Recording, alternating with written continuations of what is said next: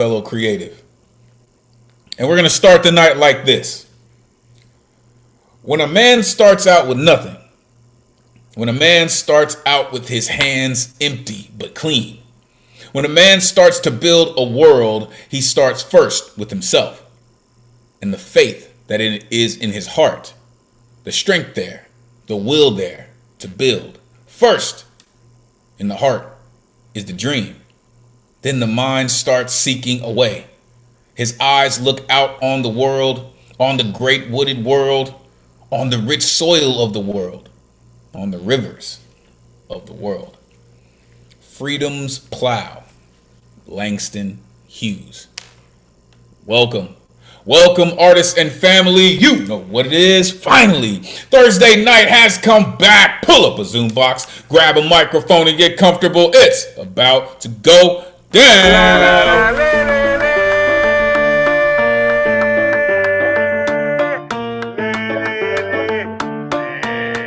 Oh, yeah.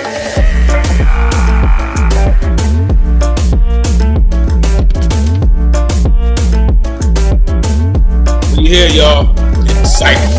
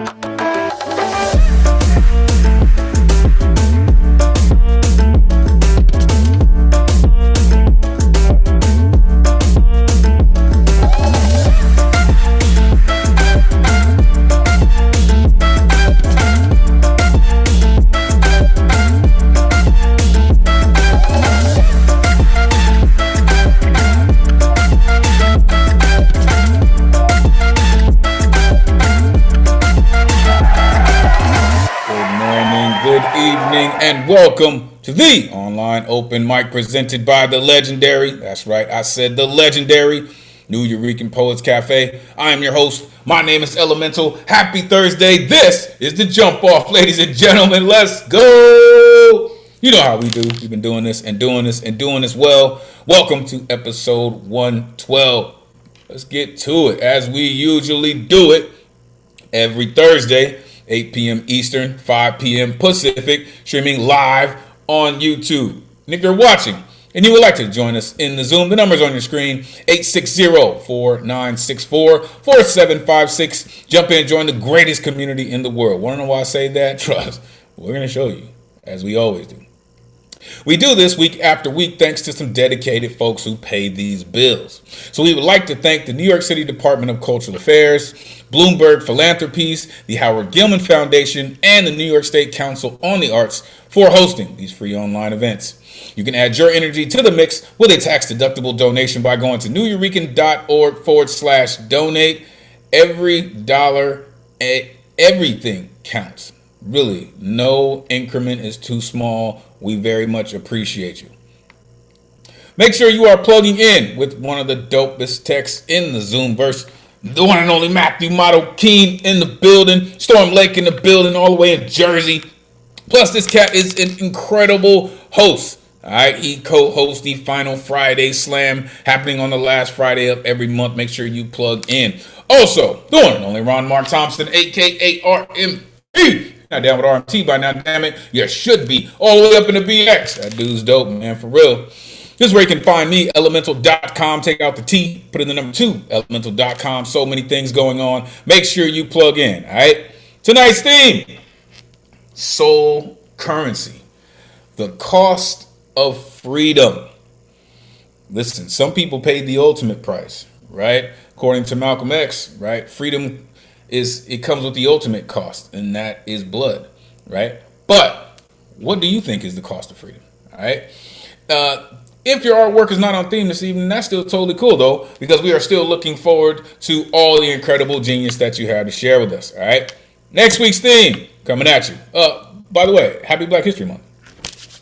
Diaspora dreams across oceans, right? There are a lot of ancestors, a lot of folks who had to cross an ocean to get here, right? What are those stories? What are those tales? What did they bring with them? What part of that culture is still alive today? What part of it are you still carrying on to ensure that the next generation gets it? All right. So that's what we're going to be looking at next week. Here is a look at our upcoming themes for the month of February. Listen, I can't believe it, but February's already here, folks. Right? So it's pushing along. All right. Let's get to the rules so we can get to the artistry this evening. Artists, turn your cameras on. We are trying to simulate a live open mic stage as much as possible. Plus, we love to see all the beautiful exuberance that goes into your artistic performance. All right. We have a full list this evening. All right. So as you're coming to the stage, have your artwork ready. All right. We want to make sure that we get to it so we can make sure that everyone gets the same amount of time. Speaking of time, artists, you have 4 minutes to rock. All right. 4 minutes to get down and let the world know what's going on in your world, right? You will also see a countdown timer, right? As you're going through, once you get down to your 4 minute mark, you will hear this sound. Once you do, you will have 30 seconds to wrap it up or the mute is coming. All right, we are doing this to make sure we are respecting each other, respecting the space and all the folks involved. All right, so keep it right, keep it tight so we can keep it moving. All right. We have reached a time of night where all the sensitive ears should be just out of earshot. All right. There are explicit lyricists in this community. All right. But this is what we do. All right. The founders of our cafe were major proponents on the freedom of speech, and we will make sure it maintains in the vein of everything we do. Therefore, there is no censorship. Other than any hate speech or any ism that people may use to manipulate, which will not, that's right, not be tolerated. Fuck around and get cute, man. Get the boot. Whether it's from Jersey or the BX, it's going down. All right. Respect the mic. Realize this is a living, breathing trigger warning. Thou hath been warned. This is a true call and response space. After these artists get up here and they share a true essence of who they are, you will see this pop up on your screen. This is when you get a chance to share all that energy, all of that exuberance with the world, with your colleagues. Don't worry about the noise, y'all. It's the rowdiest night of the week anyway, and we're going to make sure it stays that way. So share all that energy, and it will be returned to you in every artist this evening.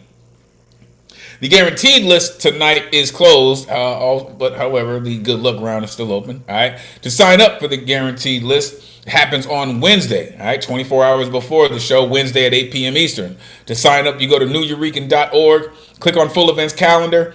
You click on the Thursday that you want to get down on, and you need that artist RSVP tickets. The only way you're going to get on that guaranteed list, and they don't populate until 24 hours before the show.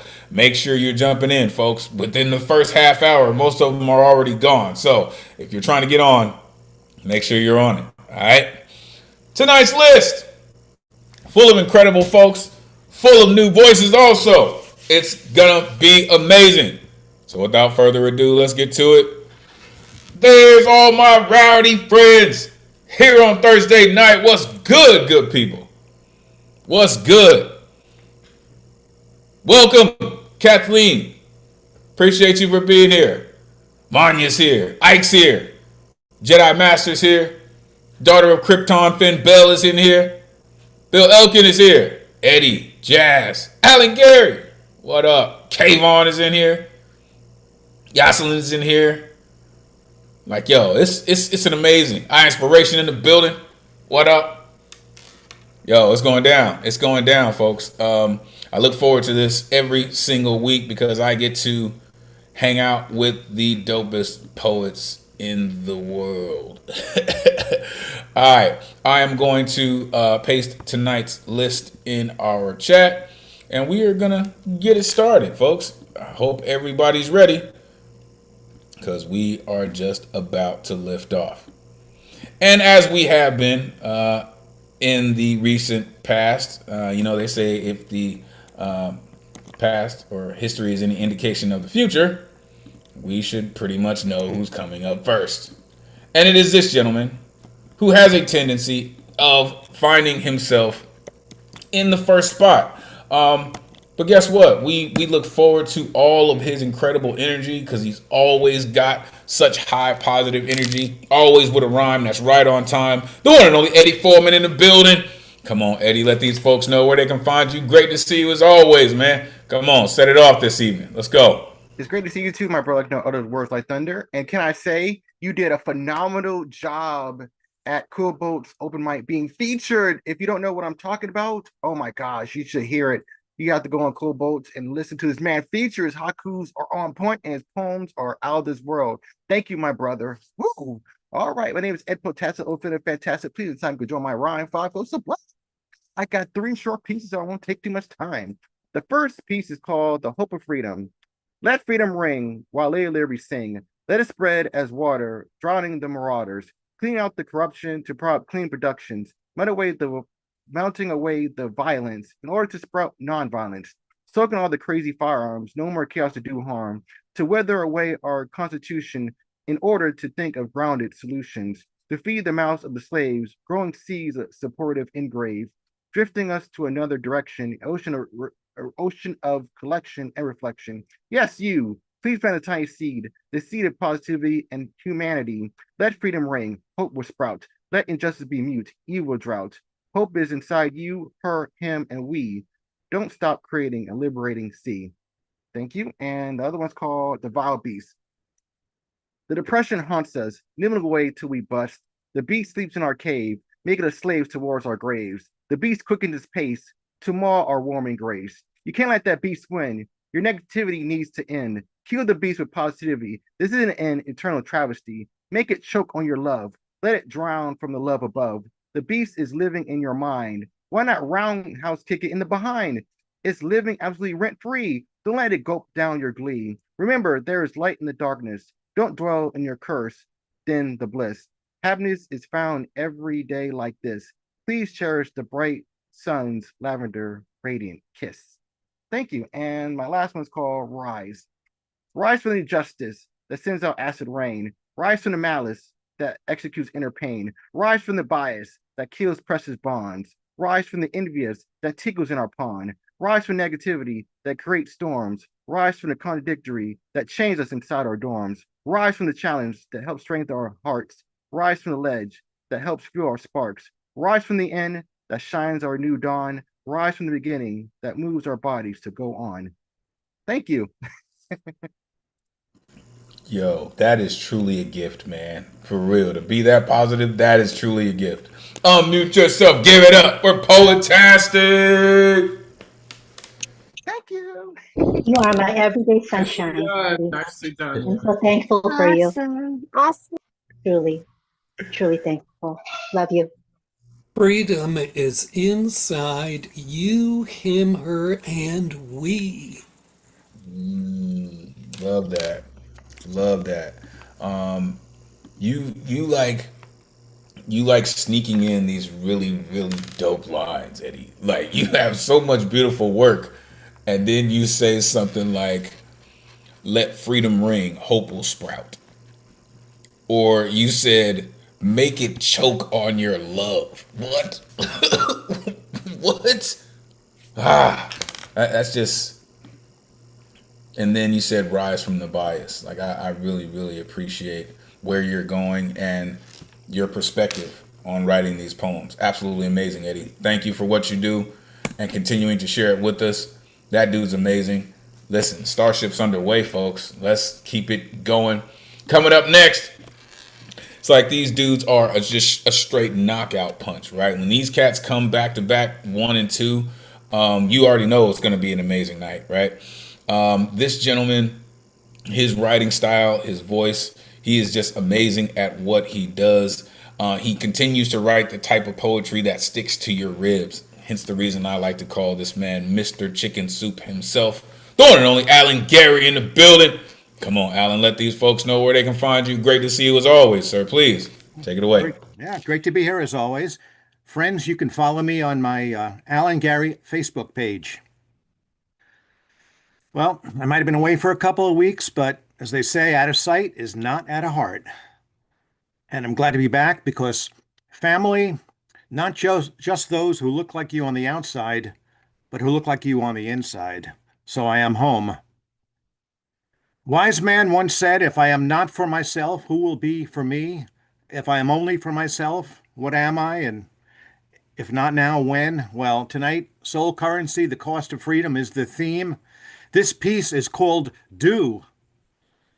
Trump mistook Iceland for a piece called Greenland, then took the map and stuck it up his ass, 'cause that's as far as it'll get in his demented dreamland.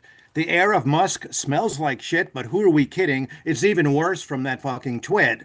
RFK making polio great again. Ever since making measles kills kids today, seems only the good Kennedys die young, but better late than ever when the deed gets done. Vance wrote Hillbilly Elegy for his life story, growing up poor. Then his sequel turned into an obsequious president's whore. Then there's Melania. Donnie's sloppy second, Epstein's had a first. Well, after all the others, who quenched her thirst? This has been a fable, a fairy tale come true. Only difference is poisonous characters who have temporary rule. But make no mistake, one day those motherfuckers will regret what they tried to do. Thank you. You better come through and talk that shit, Alan Gary. That's what I'm talking about, man. Unmute yourself. Give it up for Alan Gary. Bravo, Alan. Bravo. Yeah, I think the New Eurekan Poets Cafe is, infiltrating you to some degree. And it's just great to hear you stand up with these poems. I just want you to keep working on that poem, because there's so many characters in that band of goofs, and you were really rolling on that. Yeah. Yeah, Very well done. you definitely turned into a Rolling Stone there, sir. With a whole ball of confusion. That was amazing. Making polio great again. Why is it only the good Kennedys die young? He said sticking it up his ass because that's as far as it will get. Like, listen, man. I know it's horrible what's happening, but let me tell you, this is why I love poets, because we make incredible art out of the worst of things, and that's just beautiful. Thank you, Alan, for what you do. Please continue to do exactly what you do, unfiltered, and continue to share it with us. Great to see you. All right, let's keep it going. Listen, before I move on, let me just make sure I say Eddie Foreman was also a co-author, a contributor to Love Letters to Gaia, as well as I Can't Breathe Volume 2. That cat's all kinds of incredible. Make sure you plug in with Eddie Foreman as well. But coming up next, I have known this artist for some time now. She is absolutely amazing. She continues to make space and room for artists on so many different platforms, whether it be poetry games or interviews or hosting open mics. Shout out to Poetry Global Network. She's just amazing. Author of Some Days Here, From Pebble to Ripple. I like to call her the daughter of Krypton. The one and only Finn Bell in the building. Come on, let these folks know where they can find you. It is always great to see you. Please, take it away. It is always very wonderful to see you, Elemental, and all you lovely poets. I am so grateful for you, Elemental, and so grateful for everybody who's here in our community. So earlier this week, unfortunately, we lost one of our beloved poets who is based in Chicago, a gentleman by the name of Leonard Lund. He was so kind. He didn't know me when he first met me, but he said, I'd like to send you poems. So he sent me a whole bunch, like a handful of books of his poems, pamphlets, the old-fashioned chapbooks. So he was a contributor to my magazine, Mayari, and I wanted to read one of his poems. This is called This Evening. When I wanted to reach out and talk to you, you were in another state. I didn't know the name or the number, This is the price I pay for trusting electricity through wires instead of fingers. It's colder now. Snow will fall before the sun tries to break through and find me here, waiting. And I am that much older now.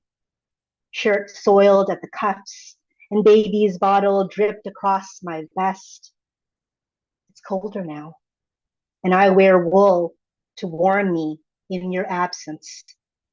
My own words settle, blocked at times by music from the radio in the next room. I have heard the songs so often, they begin to end before beginning. Like my own words and the promises that force them to appear. Only rarely do I keep my place in time, surrounded in this corner by the calendars, the telephones, memos thumbtacked to the walls. My mind refuses to stay still and wanders to the next line, probing. It ponders what I cannot show. It's colder now. My own words settle. This is the price I pay for trusting electricity instead of fingers. So that was Leonard Lunt this evening. And then I wanted to close with a poem of my own. If I run out of time, I'll just cut it where it is. So I did this for the Dispel theme for Saturday Night Special, which is hosted by the lovely and kind and gracious Holly Hardy on last Saturdays of the month. This is called Green Thumb. And the theme was Dispel. What am I in the process of dispelling, expelling, converting from choked, stale breath into air? Grief settles in heavy even now. It sits patient, content upon uneasy windowsills off edges of my awareness. This love that is present plants itself firmly in the ground, and the soil of my body accepts it, but leaves it to spread and be aimless. Stalks hollowed out trick the eye to see this illusion of fullness. My quick glance away prods its emptiness forth, a willful eruption. The state of abandonment does not demand the extra toil of replenishing its departing life. You cannot return it, flailing to its native land. Spout explanation in the deaf ear of the barren tundra how it does not take to new environs. Where now will this invasive species rest its worn branches? Where will it choose to call home? I found you by the desert wayside and mistook you for miraculous. I'll end right there. Thanks so much, folks. Wow. Wow. Unmute yourself. Give it up for Finn. Bill. All right, Finn. Woo!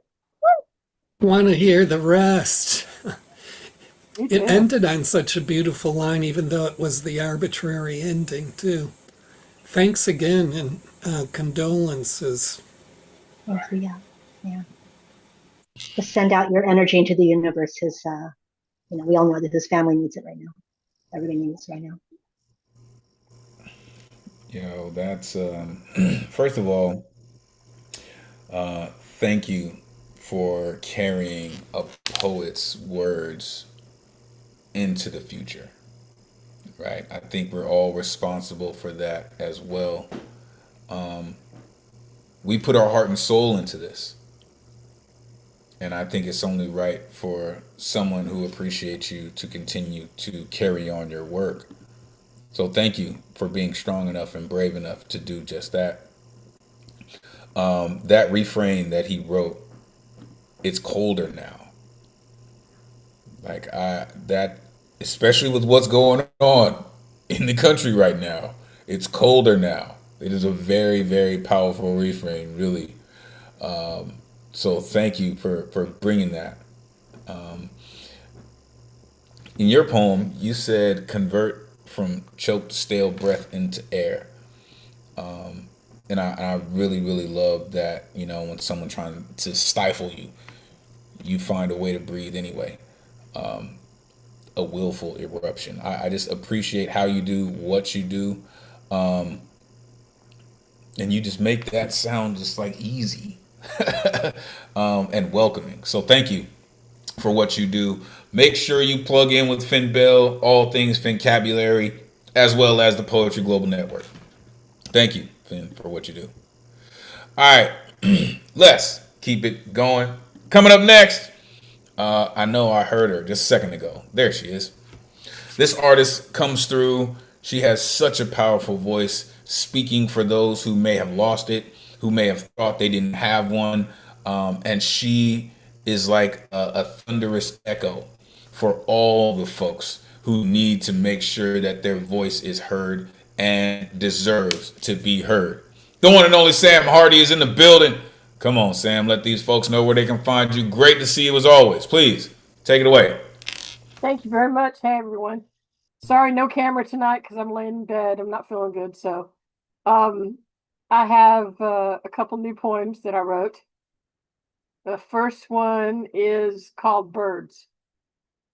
The birds are too quiet here, maybe because there's not hundreds of cats roaming the streets here. I wake up to silence that is deafening, that takes me back to when silence was my life. I long for squawking birds, vendors yelling on street corners, and cats inside the shopping mall being a normal shopping experience. Life is too quiet without you. I like my life messy, kids running through the house, always having a full basket of laundry to fold, and you, a smile to rival the sun, a laugh to make every other sound just meaningless din. The birds are too quiet here in my home that really isn't my own. The next one's called, hold on, I'm sorry. No. Yeah, the next one's called Just in Case. I sit here in a day that is nothing if not ordinary. It's daytime now as I click off the porch light. I think of you for the 10th time today. As always, you remain on my mind. Outside it's cold, with a bit of sunshine. Not windy, just cold with some sun. I think of you again as I vacuum, as I wash the dishes, and I smile and sigh both. Isn't it always all of it all at once? Life is lonely, but I keep going on without you, hoping for a warmer day tomorrow. And of course, as always, I leave the light on just for you, just in case. And the last one I'm going to do, I want to remind everybody that we have to talk about sexual violence. We have to help people. There's a lot of people in the world being trafficked, and that's the name of this poem, Trafficked.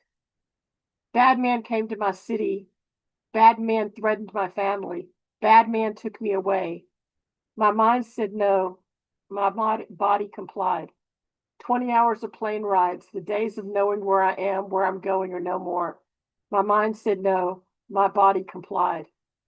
My new home, a car, a building, a doorway, a room.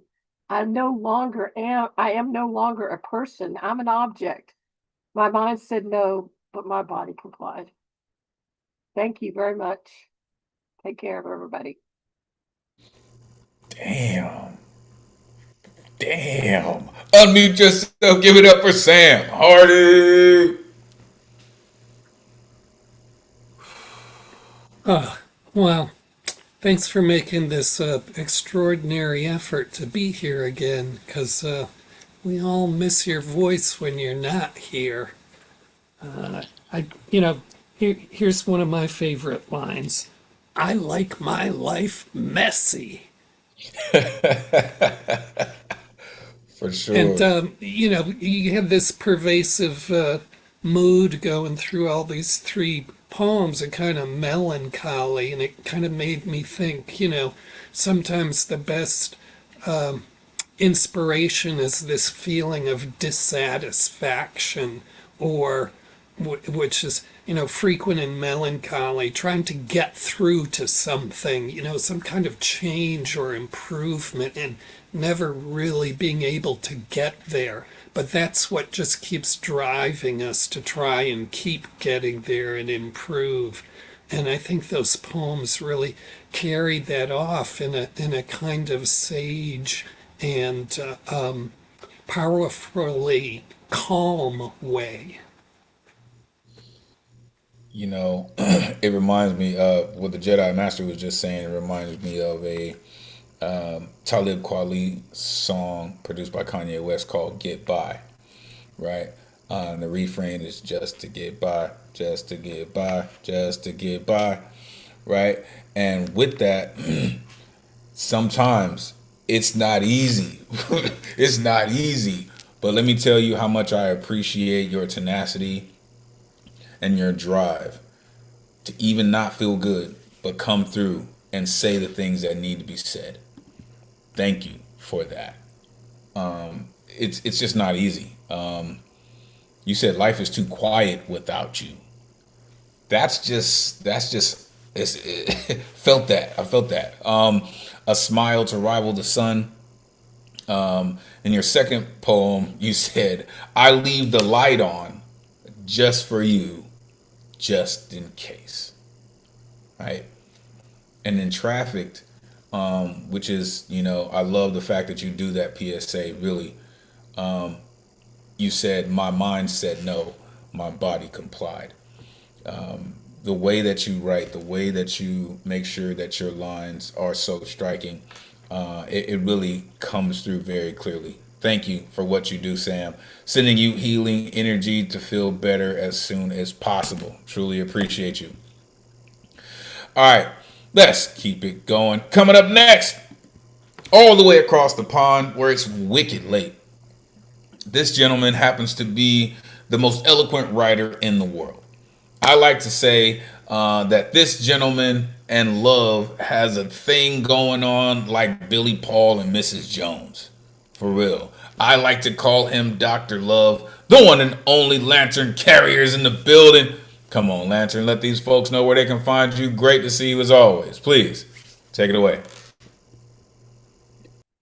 Emperor Shah Jahan used the currency of love to build the Taj Mahal for his elegant wife Mumtaz. Imperial backroom shadows used the currency of blood to build empires upon the toil of indigenous people struggling to break free.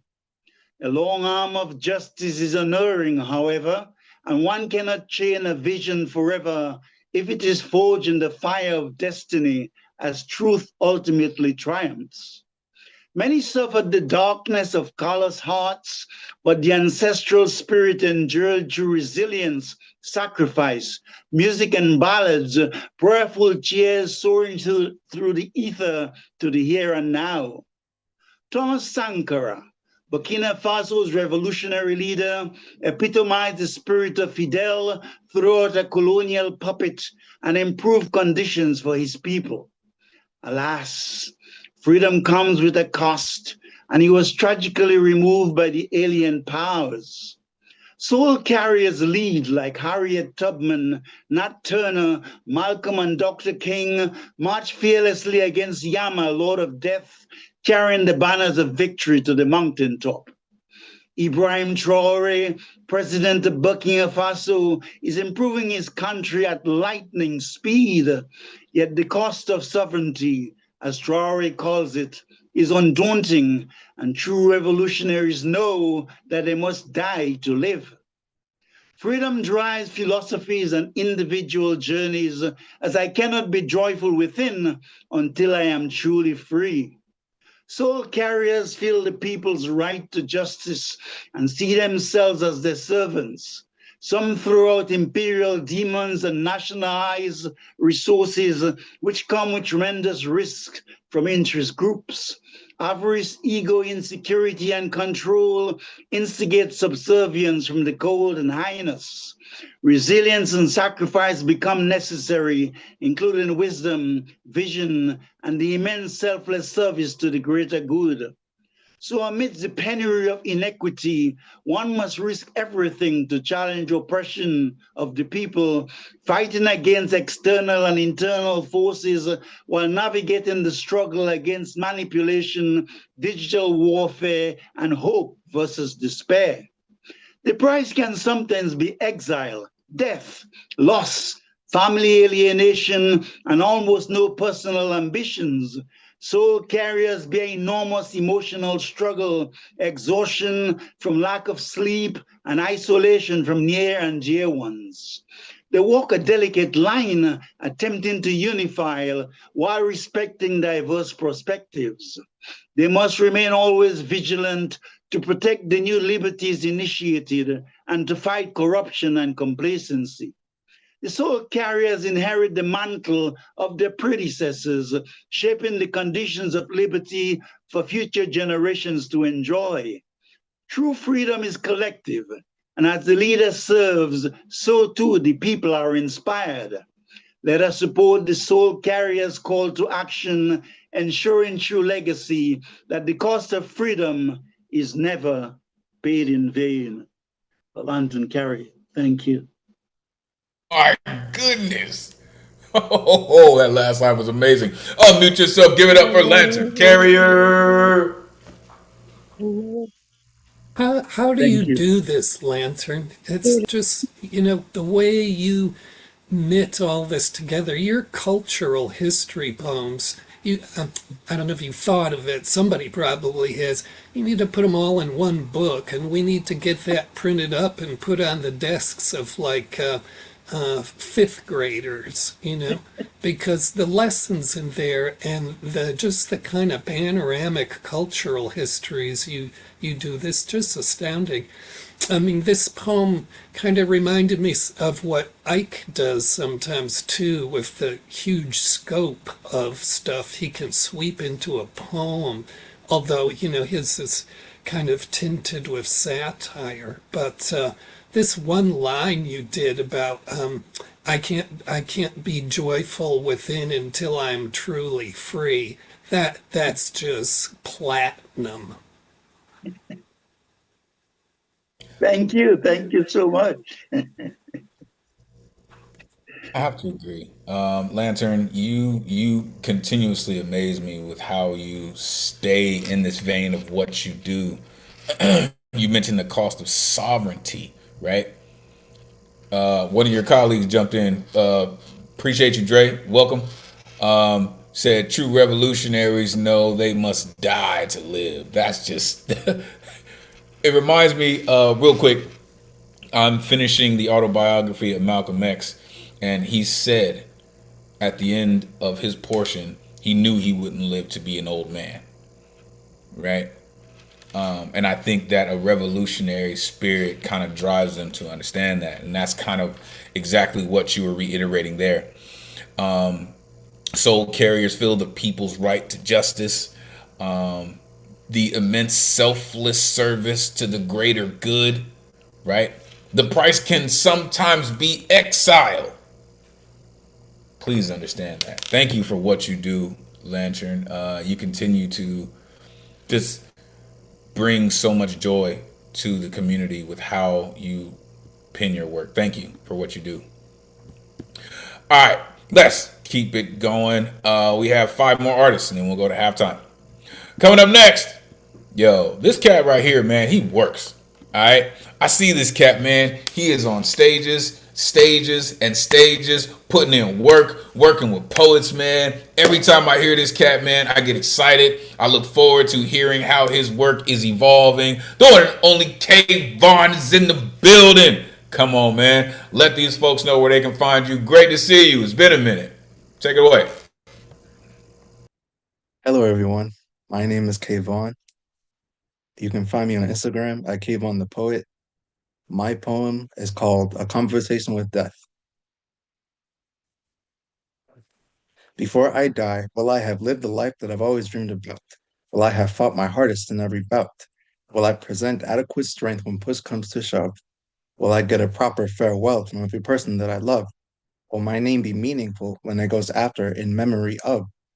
Will I be ready to accept my eternal slumber? Will I accept reality for what it is? Or will I wonder? Will I be content with my life when the Grim Reaper has my number? Will everything I do in life be worth it? Before I die, will my life be as close as it can get to being perfect? When I die, will I be free from all of my sorrow and pain? Will the story of my life give others wisdom and knowledge to gain? Will my life be complete with no other accomplishments to obtain? Will I be happy? Will others look back on memories that are not crappy? Will I be emotional or emotionless? Will my downfall be painful or painless? Will I be proud of what I created? Will I want to be buried or cremated? When I die, will my artistry become timeless or outdated? After I die, will I be caught by surprise as I get sent into an infinite loop of my own demise? Will the story of my downfall make it to the news? Will I continue to be somebody's muse? Will I have a state of consciousness? Will I be in a realm of discontent or preciousness? Will I have a worthy legacy to leave behind? Will others have a positive message to keep in mind? Will my death mean that I lost control? Will my death make someone close to me not feel whole? After I die, will I not matter, or will my death make someone's soul shatter? Thank you. Yo, conversations. Oh my gosh, I love conversational poems. Unmute yourself. Give it up for Kayvon. That was great, Kayvon. Really Thank you. wonderful. Great to see you here again, Kayvon, and hear your voice deliver what only you can.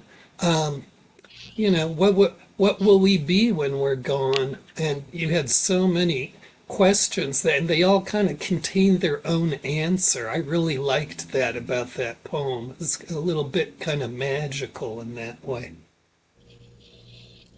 Absolutely. It's not easy to ask those questions because they are questions that people tend to stray away from, right? Because unfortunately we can't ask anyone who is transitioned to the other side what it's going to be like, so we're left with these kind of open-ended questions of what's going to happen to your legacy, right, to your artistry. And I love that it's that, right, how you approached it, right.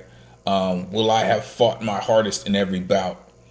Will I be free from all my sorrow and pain? Will my artistry be timeless or outdated? A worthy legacy to leave behind. And I think that right there is the key point, right? The legacy that you leave behind. And when you write poems like this, it says that you care more about just writing this particular poem and how they are going to be accepted in the future. So I appreciate that. It's not easy to write those types of poems, but it's really dope, man. Thank you. All the way from Far Rockaway. Appreciate you for coming through, man. All right. Coming up next, Brooklyn Stand Up. This incredible artist, storyteller, comes through with her own incredible brand of artistry. I look forward to what she does and how she is going to weave life into another one of her stories. The one and only Markenzie is in the building. Come on, let these folks know where they can find you. Great to see you as always. Please, take it away. My mind lent itself to metaphor. Visions of prophecy became knowledge and understanding, a heavy toll I had to uphold and release. I was weightless, yet carried the weight of everything. I was fragile, yet unbreakable. I thought the world would open for me, that history would tilt in my direction. I mistook the rush in my blood for revelation. I mistook momentum for destiny. I imagined power where there was pain, a crown where there was pressure, a future shaped by fury and longing, rather than time and effort. It wasn't prophecy. It was my mind reaching for control when everything inside felt uncontained. The feeling was real. The belief was not. And now I see the difference. I sought safety, recognition, relief, for I deserve care, rest, dignity. I imagined a world of fairness, a place of refuge, safety. So it exploded in overabundance, a manic state. Relief was power, tilted in my favor. It was influence. It was duty. I was summoned, bigger than life, the Savior, Jesus Christ. I was chosen, crowned, destined. Being seen felt like safety. Power felt like relief. My mind reached for symbols where language found meaning overwhelming. I am deserving of rest, care, dignity. On the other side of illness, of recovery. Even now, anxiety creeps in, a quiet knowing of how fragile I've been and have become. Since the age of 7, Little Monster said, I am nothing to be fancied or adored. So I leaned onto my books, eraser and sharpened my pencils. Love has replaced all the hatred. Love, a fragile mold. I cling to it. I hold a fragile body of hope. I pour myself into little hands, into laughter, into lives that need me. And in return, I am fed, held, seen. Thank you. I told y'all about her brand of storytelling, boy. It's serious business. Unmute yourself. Give it up for Markencia. Woo! Yeah. All right. Wow. That I was just say, wonderful. yeah, wasn't it? God. How old are you, woman? You write like somebody who's like 90. You got that much wisdom going.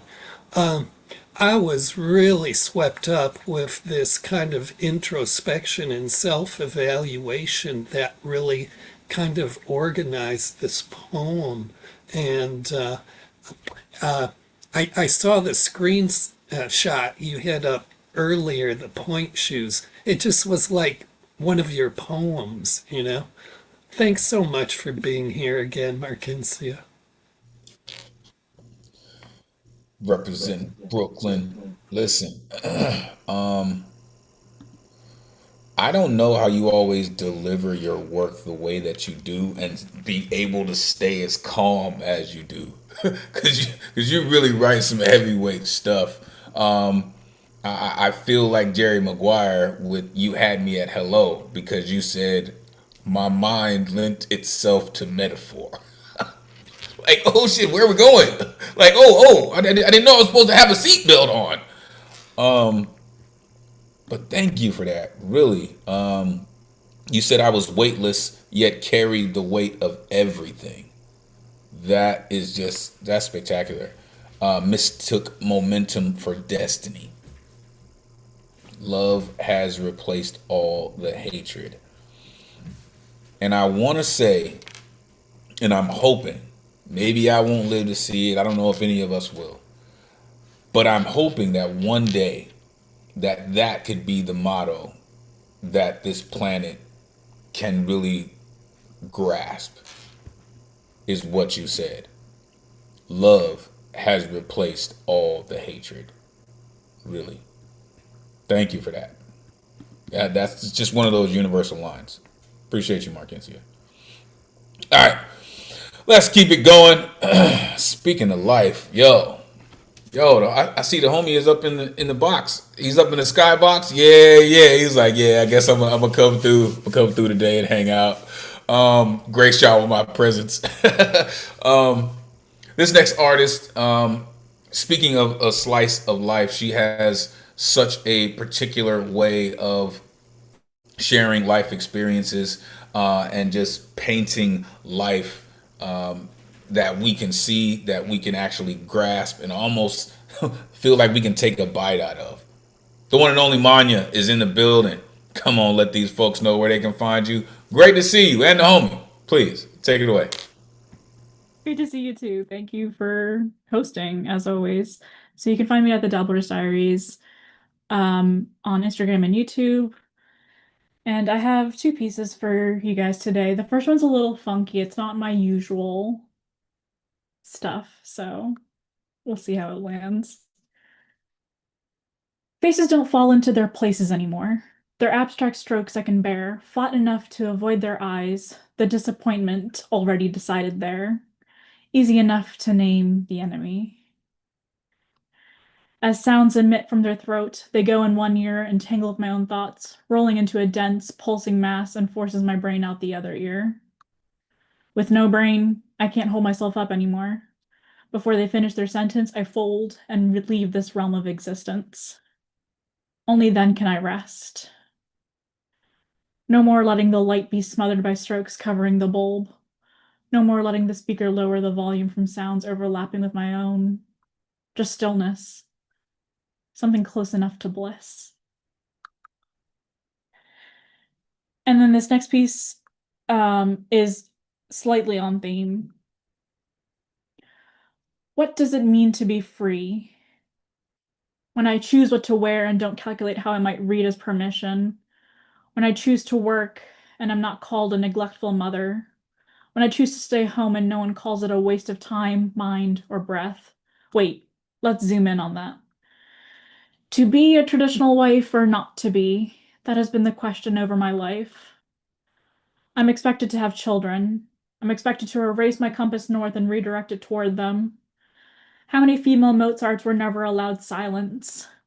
How many Einsteins folded brilliance into laundry and bedtime stories, their names dissolving into someone else's legacy? And no, there is nothing wrong with staying home. There is something wrong with being herded there by fear disguised as tradition. We live in a world where love is not a guarantee, where partners leave, where accidents happen, where illness arrives without asking. And after years of devotion, of unpaid labor, emotional triage, invisible expertise, what then? A resume with holes, skills that no employer recognizes, a system that shrugs and says you should have planned better. Your safety net is gone in the time it takes for a door to close. To be free is to have choices, but to be safe is to survive the cost of choosing wrong. Maybe we can never be completely free, but we can protect ourselves. We can keep the net woven so freedom doesn't become a free fall. Thank you. Oh, so he's gonna hit us like that, huh? Got you. Brought the big hammer this evening. Got you. Unmute yourself. Give it up for Manya. Thank you. Well, the funky poem, I really liked the overall image you kind of created of what was going on with the body and how you kind of summed it up about kind of how really losing the body is what brings us to bliss. And the revelation in that was just so central to me in my experience of the poem. And I really like the second poem because it was all about a person negotiating their way through expectations, and you had so many beautiful compounded sort of metaphorical lines that are, that's what we do to get out of people's expectations. We perform these kind of poetic feats of transformation of our own spirit. And I don't know if that was your intention in the poem, but that's how I kind of received it. Yeah. Yeah, you have some really, really powerful lines in there. Easy enough to name the enemy. Something close enough to bless. In your second poem, it just really started to charge what I feel like is writing from your soul. I believe you said, "Am I supposed to erase my compass north and change it to the direction of them?" Like, oh my gosh. Like, like everybody expects you to be this certain thing, but they never say how you're supposed to do it. Right? And you said fear disguised as tradition, right? Which ends up with a resume full of holes. Like, oh my gosh, that just speaks so much to people trying to find a professional life while trying to balance their family life. Right? I really appreciate that. You have to be safe with the cost of choosing wrong. Like, thank you so much for doing that. That that took courage. So thank you for that. Really. Continue to do what you do. Continue to write just like that. Continue to come back and share it with us. Thank you. All right, let's keep it going.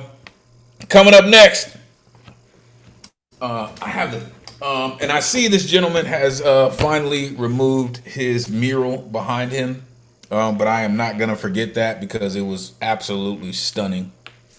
Shout out to Queen Sheila. This gentleman, I like to call him one of the hardest working poets on earth.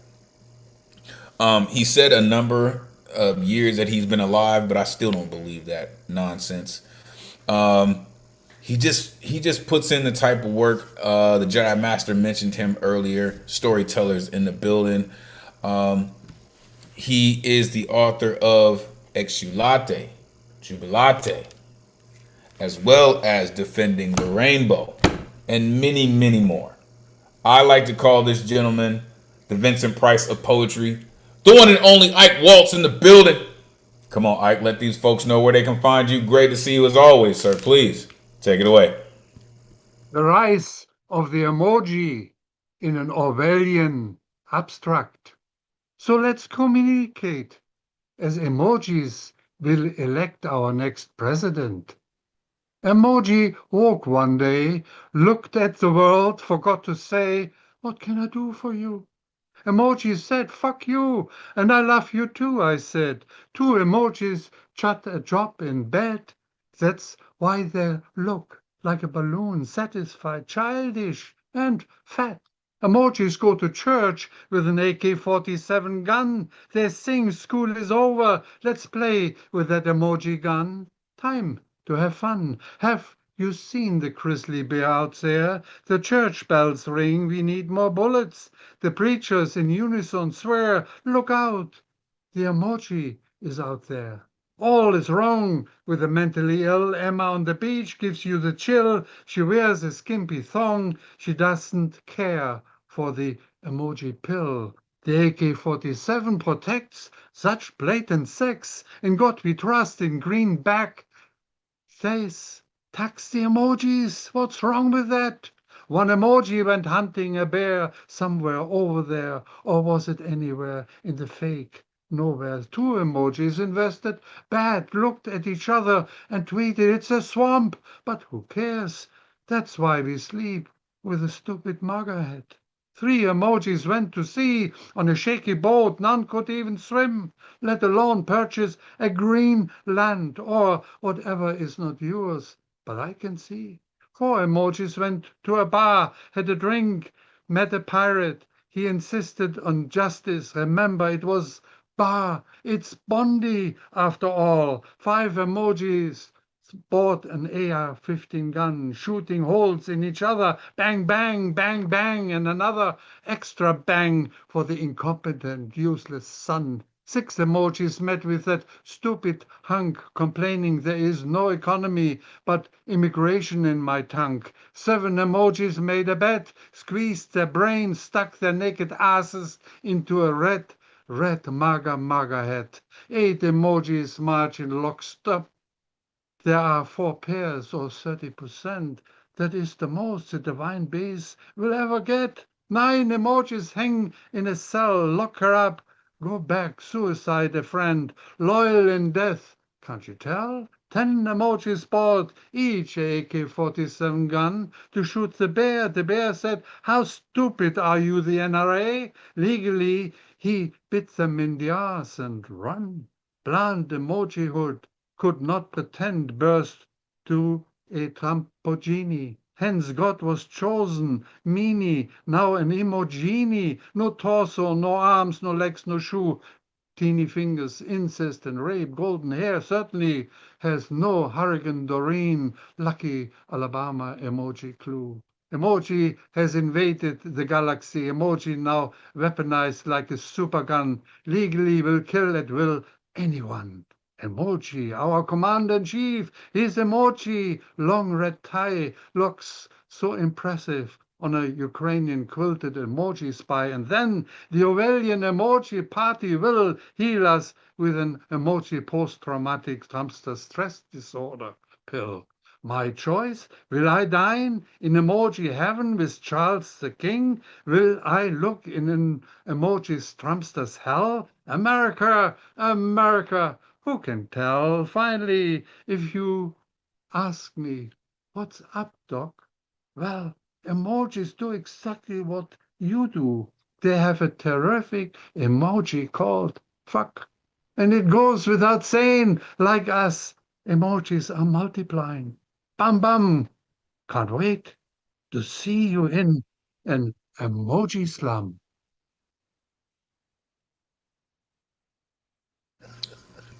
I don't even know. I don't know what my emotions are doing right now. Unmute yourself. Give it up for Ike. Whoa. Thank you.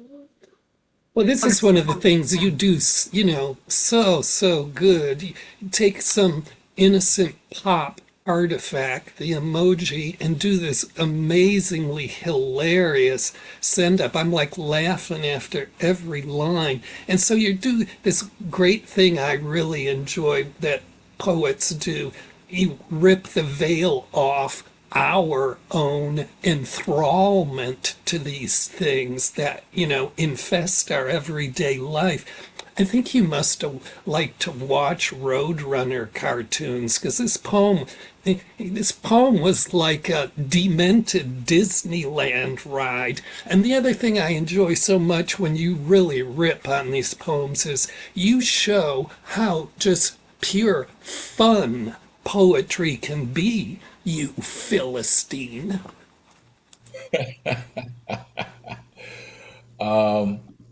I love when you stretch all the way out. I really do.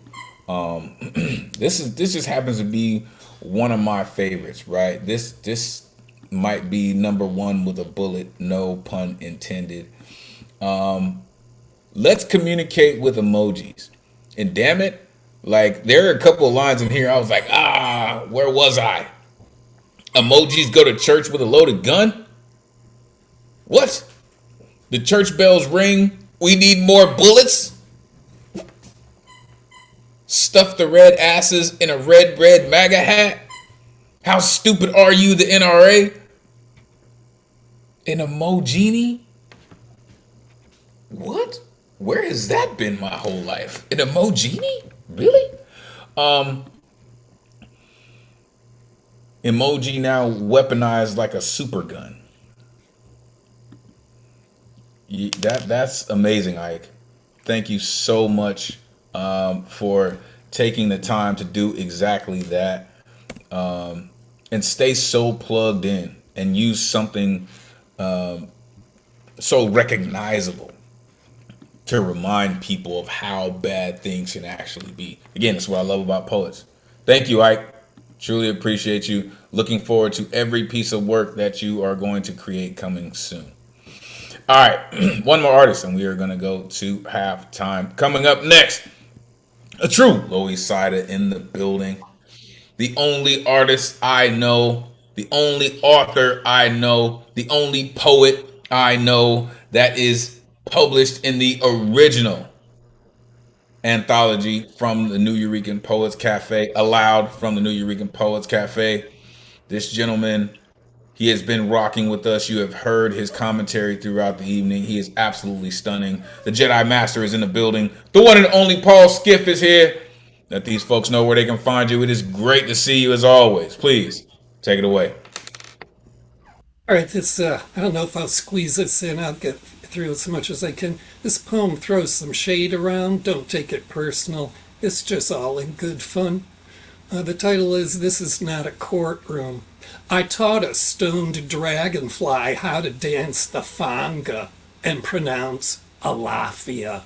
I persuaded a heartless roach to confess adultery by singing it as a passionate opera libretto. I convinced an anarchist pigeon to evacuate his bowels for fun on the chief of police. I stole a poet's mood and ransomed it for micro-celebrity.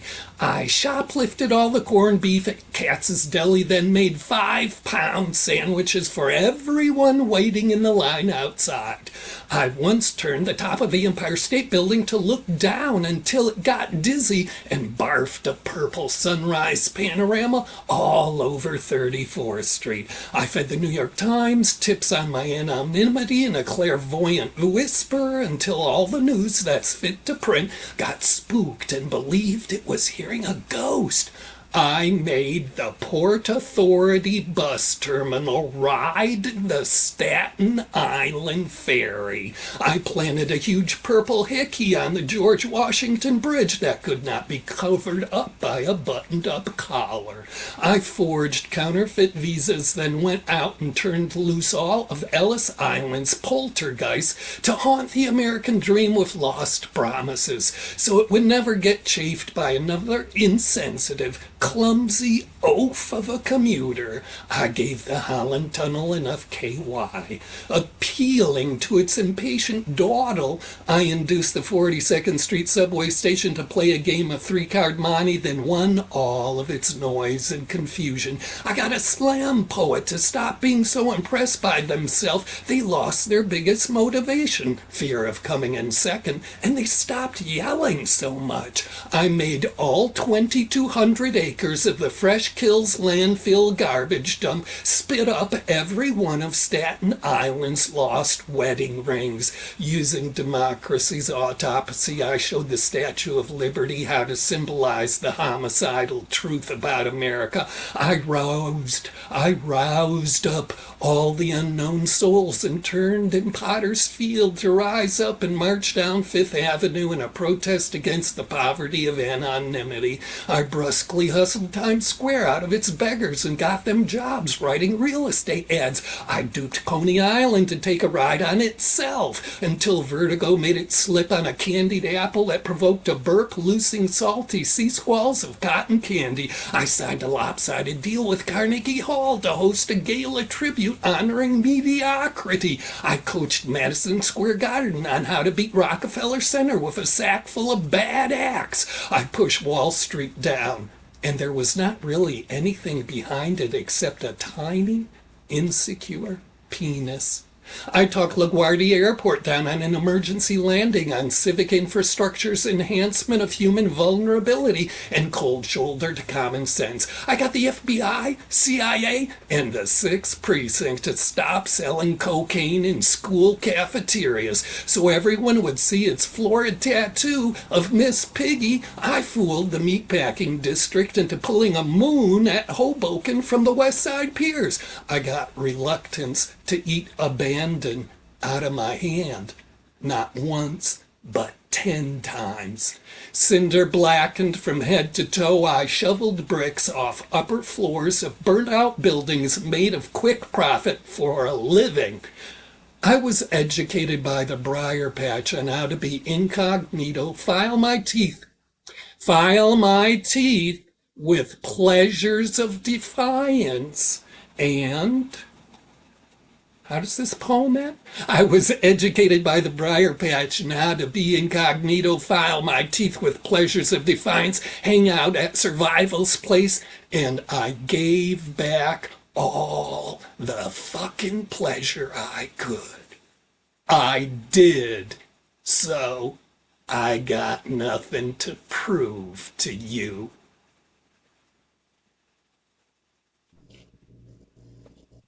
You know what? I'm gonna throw something at that dude. I'm gonna throw something at that dude for real. Unmute yourself. Give it up for Paul. Skip. Wow. Yes. That was awesome. That's unreal. Way to go, Paul.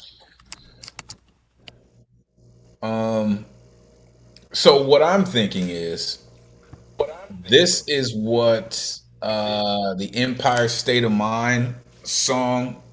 Shout out Alicia Keys. Shout out Jay-Z.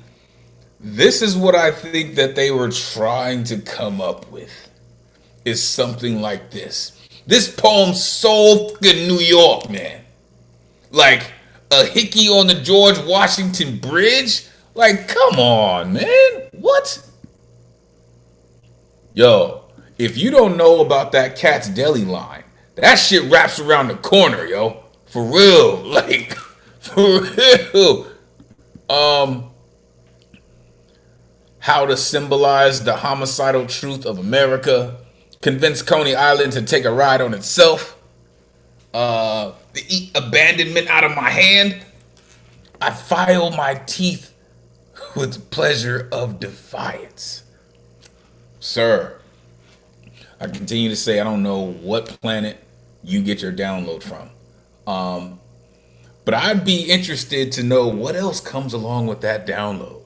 like what do you eat? what kind of liquid nourishes you, sir? Because you're on something totally outer space. Thank you for doing what you do. Thank you for being so dedicated to this space, to the cafe.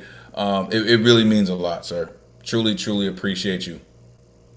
All right, we have reached halftime, folks. Listen, shout out a couple folks before we go on. Queen Hodge is in the building. Medusa was Black is in the building. Shout out Spellbound. Ruth Miranda came through. Again, Dre, welcome. Whoever this Zoom user is, appreciate you for being here. Lovely, the poets in the building. Our resident descendant of the Starship Enterprise, Garland Thompson, is here as well. Chris, welcome. Yoselin, welcome. Thank all of y'all for rocking. All the folks who are rocking on YouTube, appreciate all of y'all. We are going to take a quick about 5-minute break. All right. Give you some of the latest updates about what the cafe has going on. All right. This is when you get a chance to kind of stretch your legs, refresh your drink, do all those things. And we are going to be back shortly, folks. All right. Stay tuned. All right. We will be right back. Good evening. And thank you for tuning in to the online open mic with the greatest community in the world. Week after week, you keep this flame of artistry burning with a light that transcends time, distance, and borders. Now, welcome to the Halftime Report. I'm your correspondent. My name is Elemen2al, bringing you the latest news and upcoming events proudly presented by the legendary New Eurekan Poets Cafe. Stay tuned, stay inspired, and as always, keep creating. The New Eurekan Bowery Slam, happening every Monday at the Bowery Poetry Club in New York City, hosted by Luna Rosa and Jay Rose. Winner receives a $20 cash prize and a chance to compete in the final Friday Slam, occurring on the last Friday of the month at the Puerto Rican Traveling Theater, hosted by Matthew Marroquin and Paul Queso. Winner receives a $100 cash prize plus a nomination to compete in the annual Grand Slam. This is amazing. Plus, there's a Twilight Hour open mic hosted by Cap. Come through the score. For more details on the Slam season, including rules, winners, and current year scoreboard, go to neweurekan.org/slam. Our open mics at the Lower East Side Center are back and better than ever. The venue records high quality audio and video of all performances, and they are live streamed to the Lower East Siders and New Eurekan YouTube channel. All except our first Wednesday of every month, we have Women's Orator Wednesday, aka WOW, hosted by 2024 Grand Slam champion Somebody's Mama. The remaining Wednesdays of the month, we have the New Eurekan Open Mic, hosted by Brian Acosta Aria, aka Brian the Motel Guy. Make sure you plug in. It is going to be something special. Our online programs, which are absolutely free, include the online open mic hosted by yours truly, weekly on Thursdays via Zoom and live stream on YouTube. All styles are welcome. Every artist has 4 minutes to rock with new themes every week.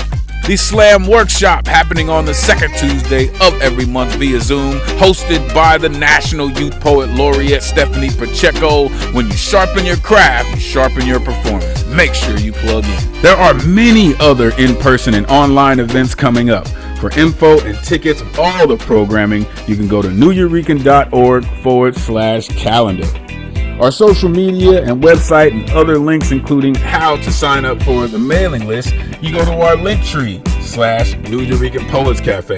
Visit our YouTube channel to catch past live streams of online and Lower East Side Center open mics, beatniks, and special events at Battery Park City, Poetry House, and NJ Pack. The New Eureka Poets Cafe is a non-profit 501c3 organization based in New York City on the Lower East Side. Ticket sales and grants don't cover all of our programs and operations expenses. So here are ways that you can help support us in our mission to continue with moving poetry forward.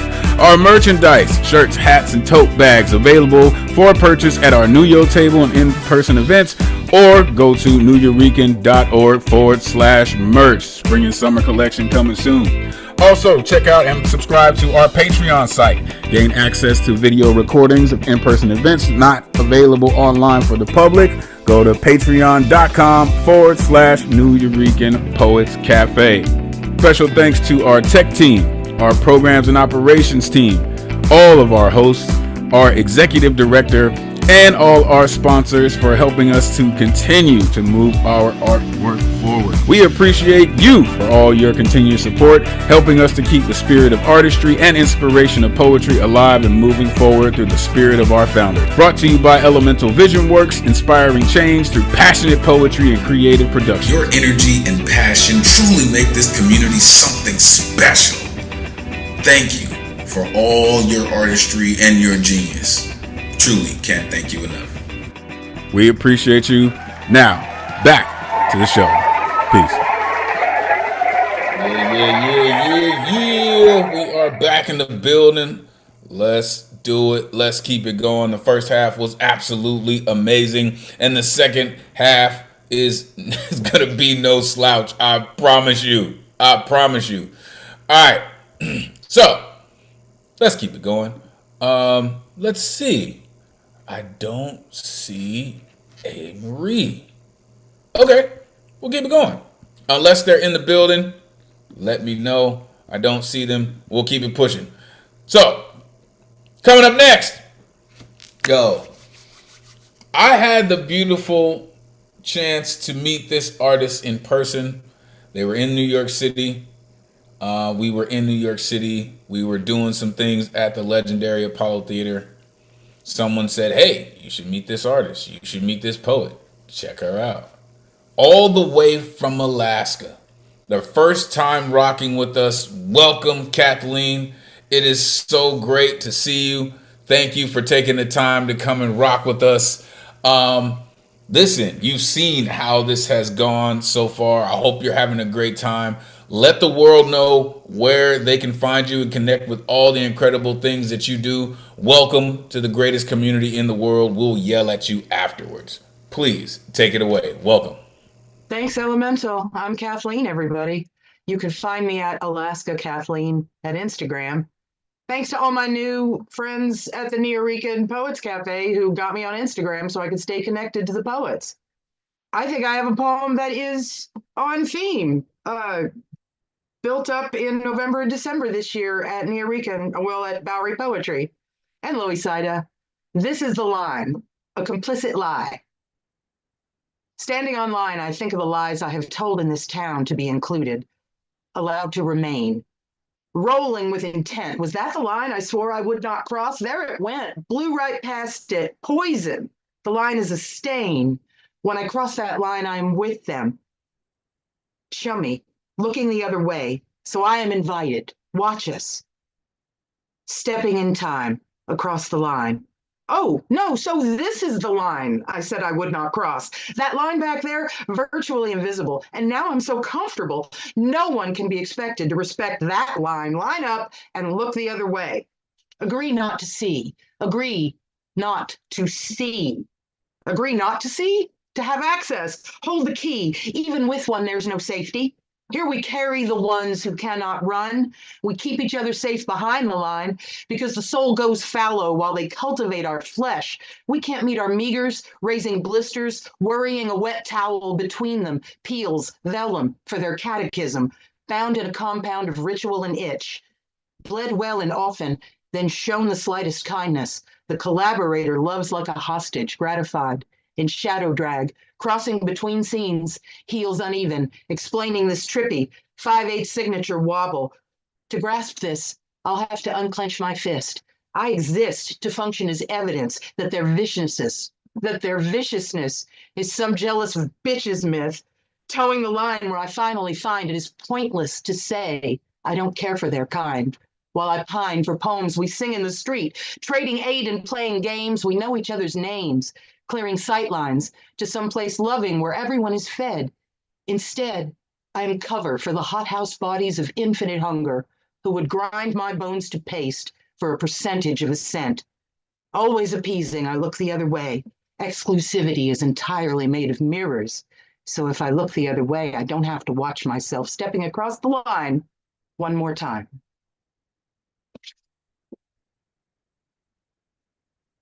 That's it. Yo, y'all gotta let that shit breathe for a second, right? Y'all heard that, huh? Unmute yourself. Give it up for Kathleen. Oh my God, I'm Thank you. absolutely speechless. I mean, I'm saying more than I usually say at this open mic, but I'm speechless. And I think I might be in love too. That's a good thing. Oh. God. First of all, I would kill to have your voice. It is so crystal clear and sharp, and it has a very, I don't know how to characterize it, the timbre of your voice is just meant to be talking in a public setting. You know, that's not a voice people whisper to each other in. You know, I really public radio. There you go. I mean, your voice sounded almost familiar. It has that radio voice, you know, appeal. And that surely is a distinct advantage, you know. So it made listening to your poem super easy to do in a way. And you know, there's a lot of pleasure that goes with that kind of receiving a poem and as that kind of experience. But just briefly, I mean, I really liked the poem, what the poem had to say about aspirations running up against reality. Come on. For sure. For sure. And listen, first, let me go through some tradition. We're going to pop the cherry, baby. Pop the cherry, baby. Since this is your first time rocking with us, you are definitely one of us. And we have been waiting for your voice. We have been waiting to hear from you in your distinct timbre and tone. But let me be the first to tell you how bad you've officially fucked up, though, Kathleen. Because now, just like you said, you got a bunch of, you know, of our community members on your Instagram. Now you have to be here every Thursday, right? Because we need more of your work. We need more of your voice. Because listen, the way that you just delivered that, like, yo, there's some stuff in there. I'm just like, yo. Like, I know the community heard it, but listen, you said bled well and often, 5/8 signature wobble, viciousness, some jealous bitches myth. What? Oh my gosh. I was like, where did that come from? Where was I when that got downloaded to Earth? Oh my gosh, that was fire. Clearing sight lines. Grind my bones to paint for a percentage of a cent. I think you said paste, but paste. Listen, it's that kind of wordplay. It's that kind of ferociousness that we definitely need. We love to hear. Thank you so very much for coming through and rocking with us. Welcome to the greatest community in the world. Don't be a stranger. Whew. Let's keep it going. So we're gonna spin the block. Check it out. This next artist comes through. She's got an R&B album. She happens to be a dope ass poet. And she rocks. Every time I hear her on the mic, I'm just like, damn, what is she gonna come with next? Right? Because she is plugged into her creativity and her artistry. I love when artists are just so willing to just give it all to their art. And she is definitely one of those folks. The one and only Love Lee, the poet in the building. Come on, Love, let these folks know where they can find you. Great to see you. Please, take it away. Hello, New Eurekan family. You can find me on pretty much everything at Lovely the Poet, spelled Lovelee. The Poet, like Megan Thee Stallion. If you don't know who Megan Thee Stallion is, it's just put TH and two E's instead of one. But yes, I was really excited about this theme because capitalism has been beating my ass recently. I recently lost my job and I'm kind of freaking out because rent. So I will drop things below or my payment things if anyone's able to help me. I've been crowdfunding for just in general to my different communities. So yeah, but I have two poems about how capitalism makes me sad. They're in my book. I'm a published author. Lovely Truths and Metaphorical Violence. The first one's called Petco in the Hood. The hood babies speed through gentrified streets as if to say, we're terrified. Like we weren't raised to not be afraid of anything. Like we're afraid to make eye contact with the popo, one on every corner now, and they don't look like us. Ain't from round here. Police and invisible ink on matte black Dodge Chargers because the good white folk are back. Like they didn't redline the streets we're excluded to, the streets they've segregated in Susan B. Anthony white feminist red lipstick, the shade of my ancestors' blood on master's foot. I'm from a city of brick and mortar. The color of my people, it holds us together. We hold us together like no one else can, especially not the white man.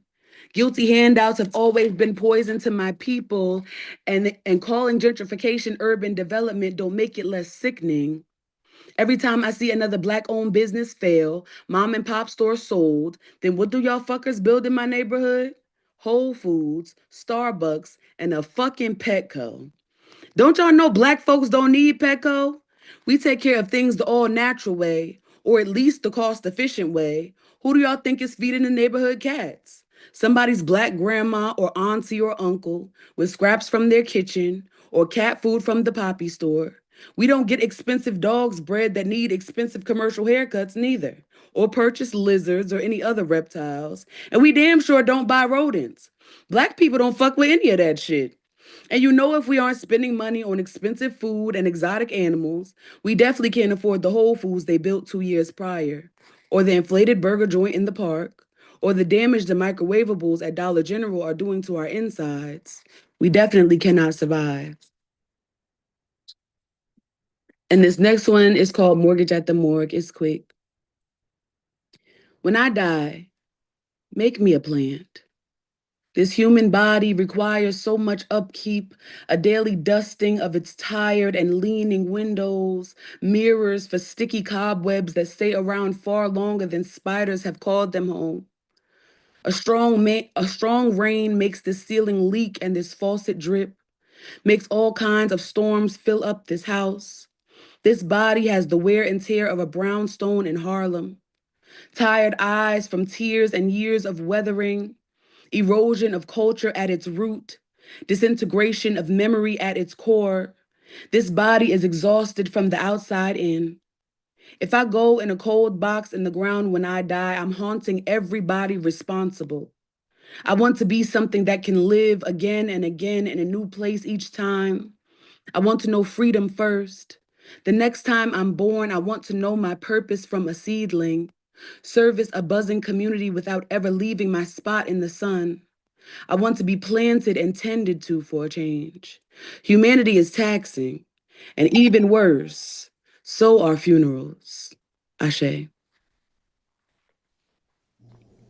Humanity is taxing. So is funerals.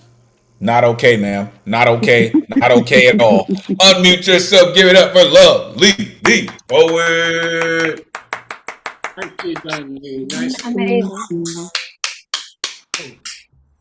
Oh, those two poems were so New Eurekan Poets Cafe, and I'm glad to see you back here too. The first poem was just this really great, form of the poem as a kind of testimony and talking back. It was just so solid and classic. I just started to feel warm. It's like yes, yes, yes. And I really like the second poem for the kind of prayer it was too. So really happy you stopped by. Thank you. I appreciate it. Yeah, it's work like that that just gets people the blood pumping. And you had a lot of really stark truths in there as well.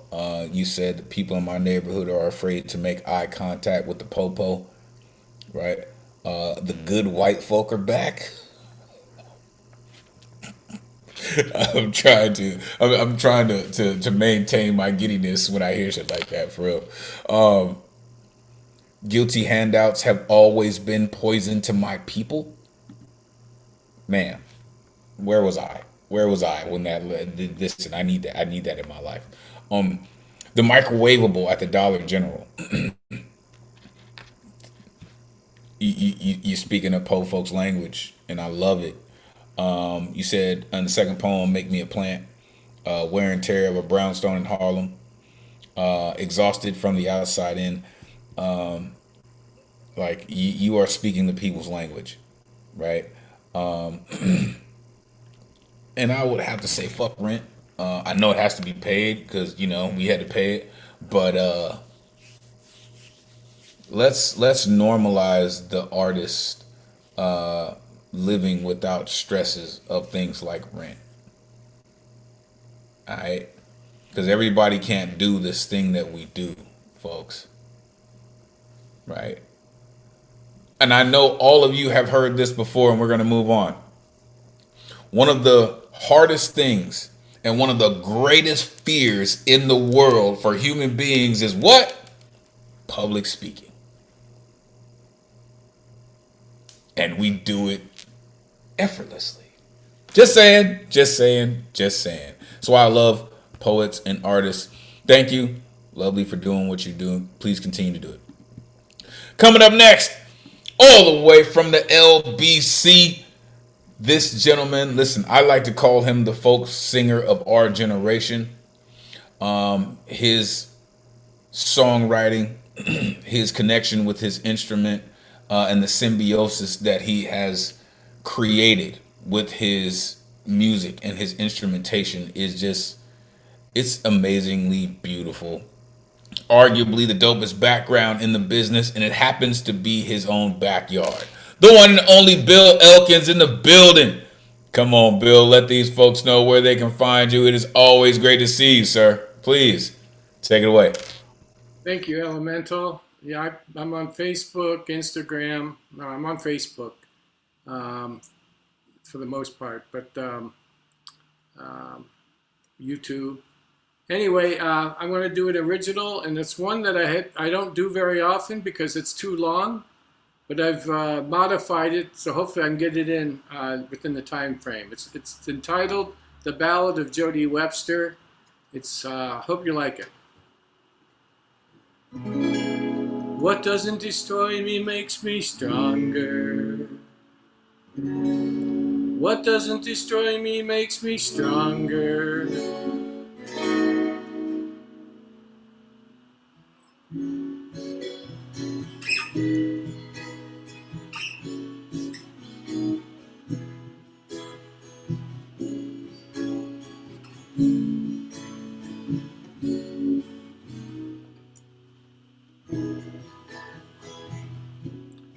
What doesn't destroy me makes me stronger was Jody Webster's Nietzschean creed. A 15-year-old Wisconsin lost boy, he ran away to find himself.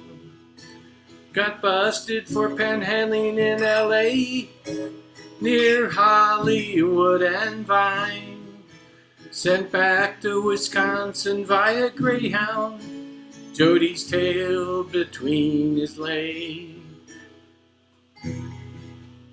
Declared uncontrollable at 17, Jody joined the Marines. With orders in hand from Fort Vietnam, Jody opted for Montreal. But Jody got busted being AWOL. Montreal was not to be. Court-martialed back in California, Jody spent some time in the brig. Instead of overcoming himself and becoming stronger, Jody languished about his life on the outskirts of oblivion.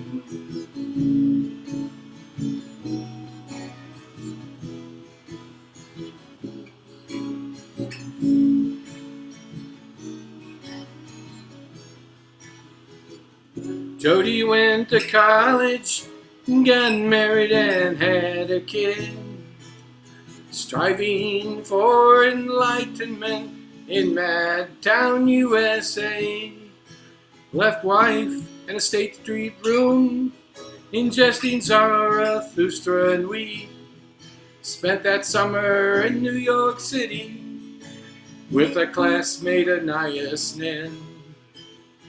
Back with wife in Minneapolis, Jody got his MA and another kid. He later worked with steel workers in Chicago and mine workers in Little Egypt. Existential learning in steel mills and subterranean mines. On to Charleston, West Virginia, Jody worked with the steel workers again. But instead of overcoming himself and becoming stronger, Jody languished about his life on the outskirts of oblivion. Do do do, do do do, do do do, do do, do do. Tragedy, comedy, darkness and light. Life encompasses all. The do is to be, or the be is to do. A philosophical dilemma, it seems. Are we what we do, or do we what we are? Jody talked the talk, but he could not walk the walk. But Jody refused to be destroyed. That's right. Jody refused to be deployed. Jody refused to be deconstructed or denied. He became wiser and stronger every day. Ooh, he became wiser and stronger every day. He became wiser and stronger every day.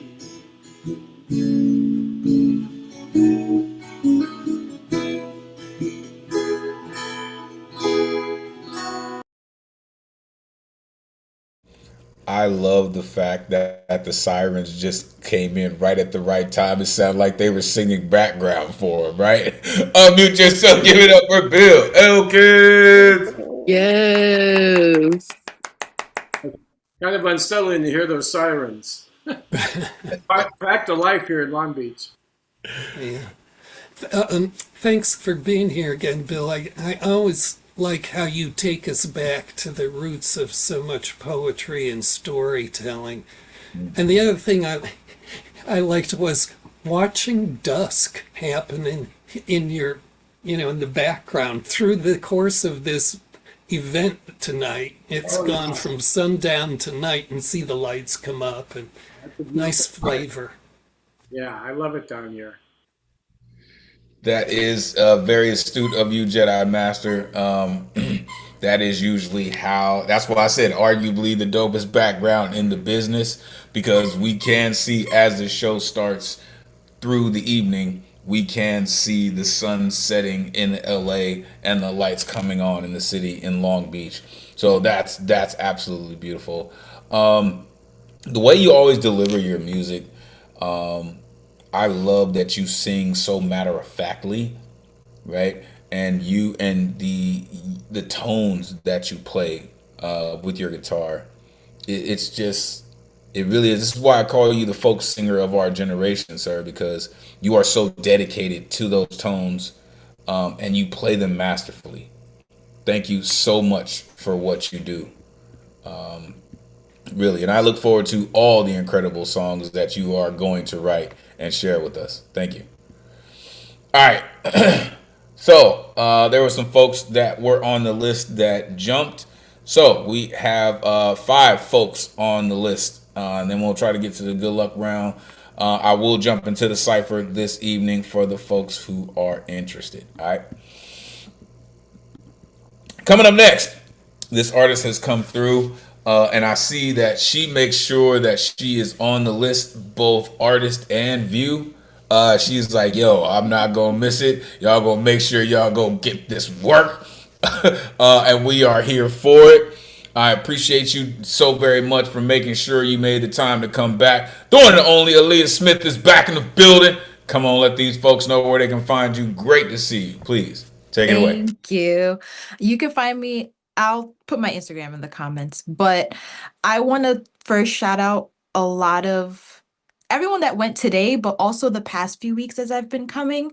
A lot of people have been talking about, obviously, ICE that we've been seeing across the country. And I think for me, as a child of an immigrant, it's been very hard for me to get to a place of talking about it just because I felt it for so long. But thank you for everybody that's inspired me to write this.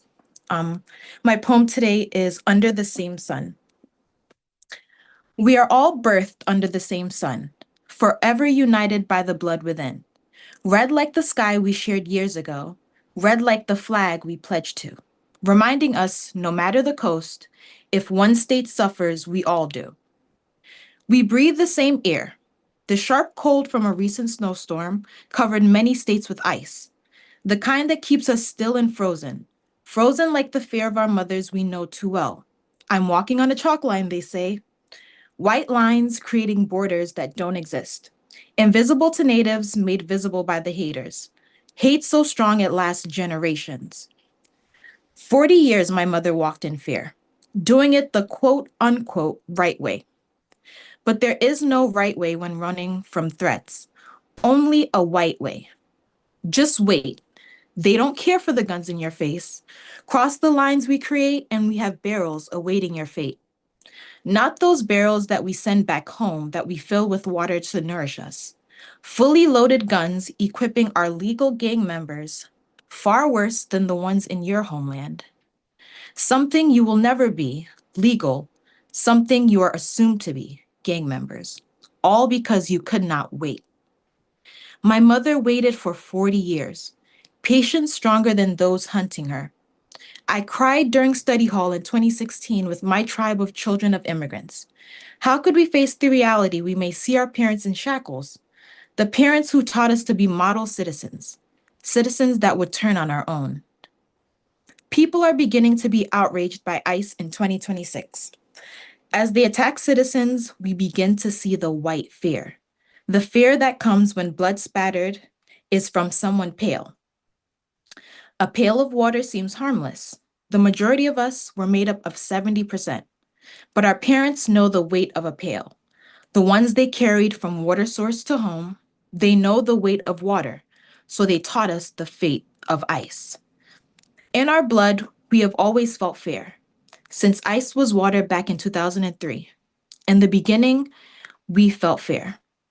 Under the same sun, I know we can all be one.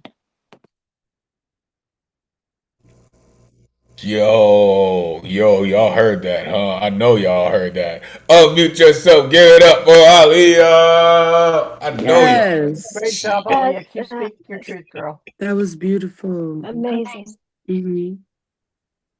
Yeah, I think we all also too appreciate your comments about, the cafe and being at the cafe. And thanks for your, giving the collectivity your praise. And, that's, if we don't raise ourselves up, we're just going to, it's kind of variation on this saying, if we don't raise ourselves up, we're just going to be on somebody else's table for lunch. And this is the place for your voice.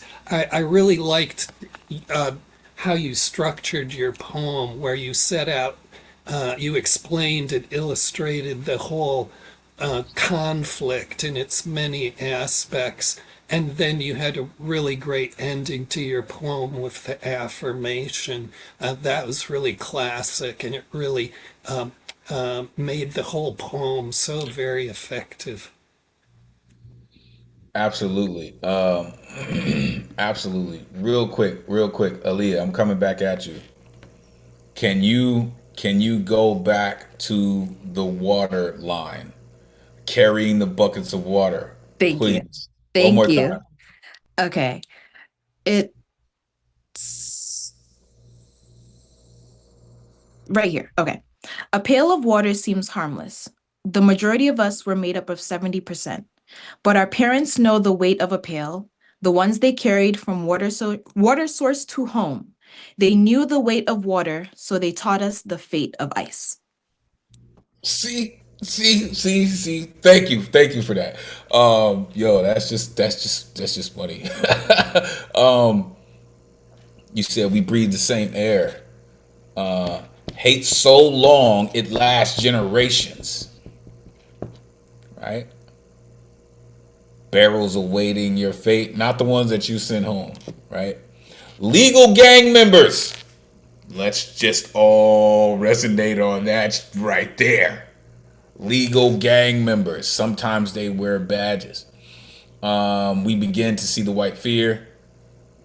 Listen, that's the kind of work. That's the kind of work that is necessary to help all of us move forward, to help all of us deal with the things that we're dealing with. Thank you for that. Thank you for speaking the things that maybe your ancestors or your parents weren't able to say or wouldn't say or won't say. Their dream is alive in you.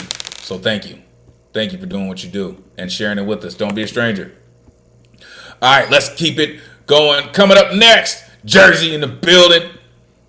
This cat right here, man, for real, I get excited when this cat comes through, right? Because his flow is so locked in. He is always ready with the work, with the bars. Yo, man, for real. Like really, man. Even on the other days, I'm just like, yo, I'm really wondering, like, when this cat puts in his work, where is he at? Is he in his headphones? Is he listening to music? Is he just, walking on the block? Like, where do you come up with some of these things? Because I truly, truly dig what you do, man. The one and only Brian and CISO in the building. Come on, man. Let these folks know where they can find you. Great to see you as always. Please, take it away. Thanks, Elemental. I'm going to, this one's called Fahrenheit 32.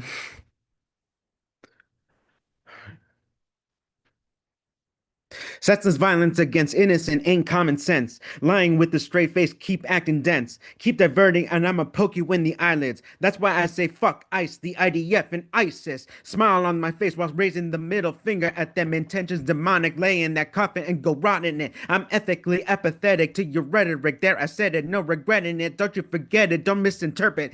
Is that why you motherfuckers are not camera shy? Get pushed, you cry, acting tough, but quick to feel victimized? Why you getting mad? I'm just a product of my nature. I can't help it, like a fatally wounded traitor. We in survival mode now, using cheat codes. The power was never forever. This ain't Nintendo. Go back where you came from, so say the invaders. Death by a million cuts if you asking for my papers. Never thought I'd feel shame towards my fellow Hispanics who see no issue terrorizing and causing panic. Once there's house niggas, now there's the house spics and house pajees and house any ethnic slur that you can think. Y'all deserve to be called Latinx because you're not one of us, so leave the complex. Under the guise of showing them you truly patriotic, the logic don't make sense. Repeating is idiotic. What you wearing that mask for? I thought you got pride, all while trying to hide your smile so vile yet infantile. Only peaches got to hide their face. Now they see now I see who's checking white over a job under race. Sorry, but your problems are not my problems. No solutions until I find myself as part of them. Oh, now you say it's us instead of just me? Bitch, please. To the end of the line. You'll get yours, maybe. And if I got time, I'm gonna do a Spanish one. The Super Bowl I'm excited for the Super Bowl, so let's see. Let's see how that goes down.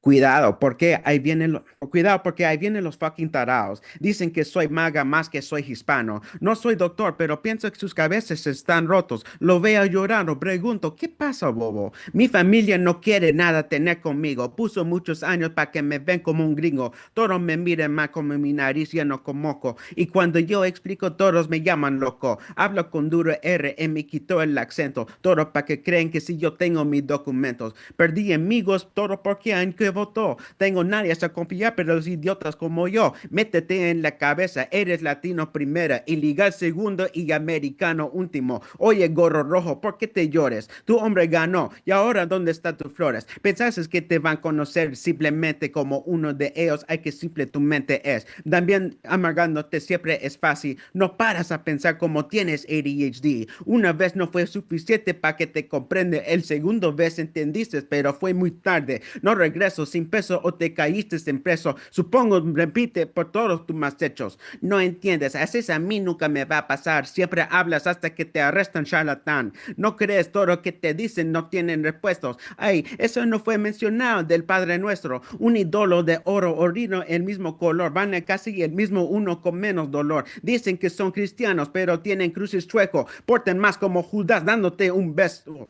Del tipo para celebrar el crucifixión, no sé, hay que recordar qué significa la religión. A la escuela dominical debe regresar, porque por tu libro el infierno te va a esperar. No ven el mismo con papeles o no. Arrestan tus padres, encima pidan tu voto. El país te va a abusar en cualquier manera. Por protestar es hablando inglés sin barreras, porque no te importa hasta que te pasa a ti. Alguien no te fija en los cubanos de Miami y los venezolanos que no quería escuchar y los boricos que olvidó de dónde vengan. Los primeros castigada por nada. Todo porque sus padres quieren a buscar libertad. Ojalá los próximos recuerden de dónde vienen. Entiende que la herencia tienes que mantener.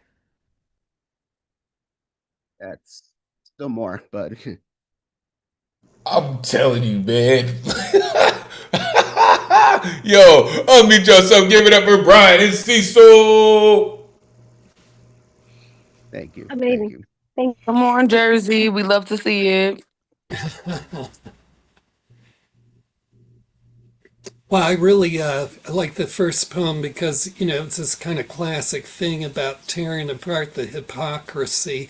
And you did it in this really super, this great tactic, like every line that you set up the hypocrisy, you go right to the premise of that hypocrisy and render it ineffective. So I just really like that poem. It was like this kind of classic strike back poem. And I just had a question about, for your Spanish language poems, do you see those poems, the content of it, as, how can I put this? Are they poems also for people who wouldn't speak Spanish? I mean, from the content side of it. Or when you're doing these poems in Spanish, is it really content just meant for Spanish speaking people? What's your thoughts about that? I always feel, yeah, like it's the same, I guess, with any language that you might not understand what they're saying, but you kind of feel the emotion they're saying it. So you kind of, in the barest way, understand where they're getting at. Like you hear rage, you feel the rage. You hear happiness, feel the happiness. And that's like the same with K-pop and like other like international genres that, we don't know the language to, but we kind of know what the song is getting at. So we're already on board, and just depends on the rest of the song, usually. But yeah. Yeah, I hear what you're saying because to me, a poem's one of the main things about a poem. It is about creating a mood, right? And it's like music. Well, I don't read music, but you don't have to get the mood of the music. And it's like you're saying, it's the way the poem's delivered and the emotions that it rides and the poet's voice that really convey the meaning. So I really dig what you're saying. Thanks. Thank you. I have told you, man. I have told you, and I will continue to tell you. When you start flipping in Spanish, you are one of the dopest reggaeton artists that I've heard in a long time, man. And I need you to make sure that you put that shit down. Really, you take the time, you find yourself on somebody's SoundCloud, on somebody's garage band, Logic Pro, like somewhere, man. Like, listen, for real, because you have so much tenacity. When you're ripping in Spanish, there is no fear, right? When you're ripping in English, it's like, I don't know, maybe this is. But when you flip that shit into Spanish, you're just like, nah, you're gonna get this work. Nah, it's right here for you, right? Serving it up on silver platters of, I bet you thought you knew. Like, I appreciate that, man. Really, both of them, the English and the Spanish. You said smile on my face while raising a middle finger at them. I love that. Quick to feel victimized, death by a million cuts if you ask for my papers. Let's fucking go. Like let's normalize that. You know what I mean? Let's normalize that. Appreciate that, man. Again, this is what I love about poets. This is what I love about artists. There is a fearlessness that rests comfortably on our tongues, and we show off. Appreciate you, Brian, for real. For real. Continue to do what you do. 3 more artists. We'll get to the good luck round. Coming up next. This gentleman has been rocking with us for some years. He raises the IQ in every room that he steps into. He is a master storyteller. He is a master educator. Even he sometimes grabs his instrument and sings some incredible songs for us. I can tell you lots of things about him, but I can tell you he is not your damn chihuahua. It's time for our Tez Talk, ladies and gentlemen. The one and only Mr. Tez Somok in the building. Come on, Mr. Tez, let these folks know where they can find you. Great to see you as always, sir. Please, take it away. All right, it's on the chat. Folks can follow me at tesasomok.substack.com. I am short on time, so I'm going to run right in. How eyes can make you a body without organs. They say this is America, but America is not a place anymore. It's a machine. In South Minneapolis, where concrete remembers George Floyd, a girl steps into the intersection, Bangladeshi blood, Wisconsin birth certificate, a brain stitched together with alarms and patterns and fear. Her name is Aliyah. Her disability is not visible enough for mercy. Her language is not legible enough for the state. And the intersection is quiet. Then the vehicles arrive, black metal, tinted glass, engines idling like animals that have already chosen their prey. And the agent shouts, "Move, or I'll break your window." This is the first law, not written in books, that do not need to explain themselves. Glass explodes across her face. She says disability. She says brain injury. She says wait. The state says too late. This is how a body is unmade. Hands pull her out of the seat. Hands twist arm into geometry. Hands do not ask who she is. Hands only ask where to place her. She's dragged across asphalt that is seen before. She feels the dead in the pavement. She feels the weight of names that never left the ground. George Floyd, Genoa Donald, Silverio Villegas Gonzalez. Here, the body stripped of its organism. Deleuze once whispered through the ink of our two that the organism is the enemy, the organization that imprisons the intensities of life. To agents of DHS, Aliyah is no longer a self. She's a potential site for the extraction of surplus. In the concentration camp industrial complex, they carry her face all of Bangladesh, the American heritage, while she yells her TBI status into the death wind. She's becoming a body without organs. But wait, we must listen for the dialectical antagonism as she's dragged. We see the emergence of Zizek's organs without bodies. The agents are not men, they are acephalous drives, they are mouths that taunt. So your legs do work. While refusing a wheelchair, they are hands that tighten cuffs while until the nerves of the wrist become a cacophony of shooting pain. Inside the facility, language disappears, rooms filled with bodies with silence. We are bringing in a body, somebody says. They're bringing in bodies, 7 or 8 at a time. Listen to that sentence, not people, bodies. Where do I put them? We can't use that room. There's already a body in there. There is no cruelty. This is procedure. This is how the state scrapes organs off of human beings. Heart removed, voice removed, story removed. Races, blood pools on institutional floors. Medics hesitate because power is watching. Even medicine must obey the border. This is the fragmentation that Pasolini knew of the cross of his own different passion. Aliyah Rahman is a perfect protagonist for this era because her handicap is the only thing that remains honest in a landscape of administrative lies. We do not build a nation, we built a concentration camp. Democracy did not die, it was redesigned. We are the excess material. We're not living in a country anymore, we're living in a denaturalization. We're not citizens, we're inventory. And nowhere and somewhere in a cold office, someone is calculating how many of us fit in the next room. Sir, I don't know how you did that. Oh my gosh. Unmute yourself. Give it up for Mr. Tezasomo. Woo! That was breathtaking. That was crazy. Wow.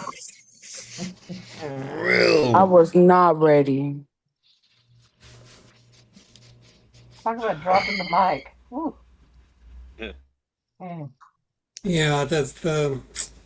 I'm speechless so much of the time when you end your poems because they just they race so fast and so far.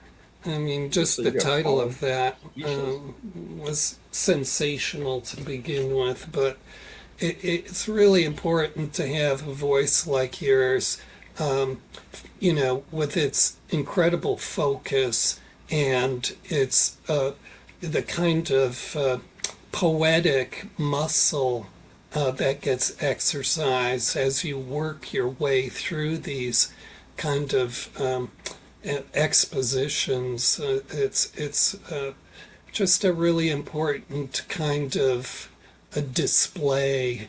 And it's not something that allows for a lot of arguing with, which I find it's kind of a real key to your talent.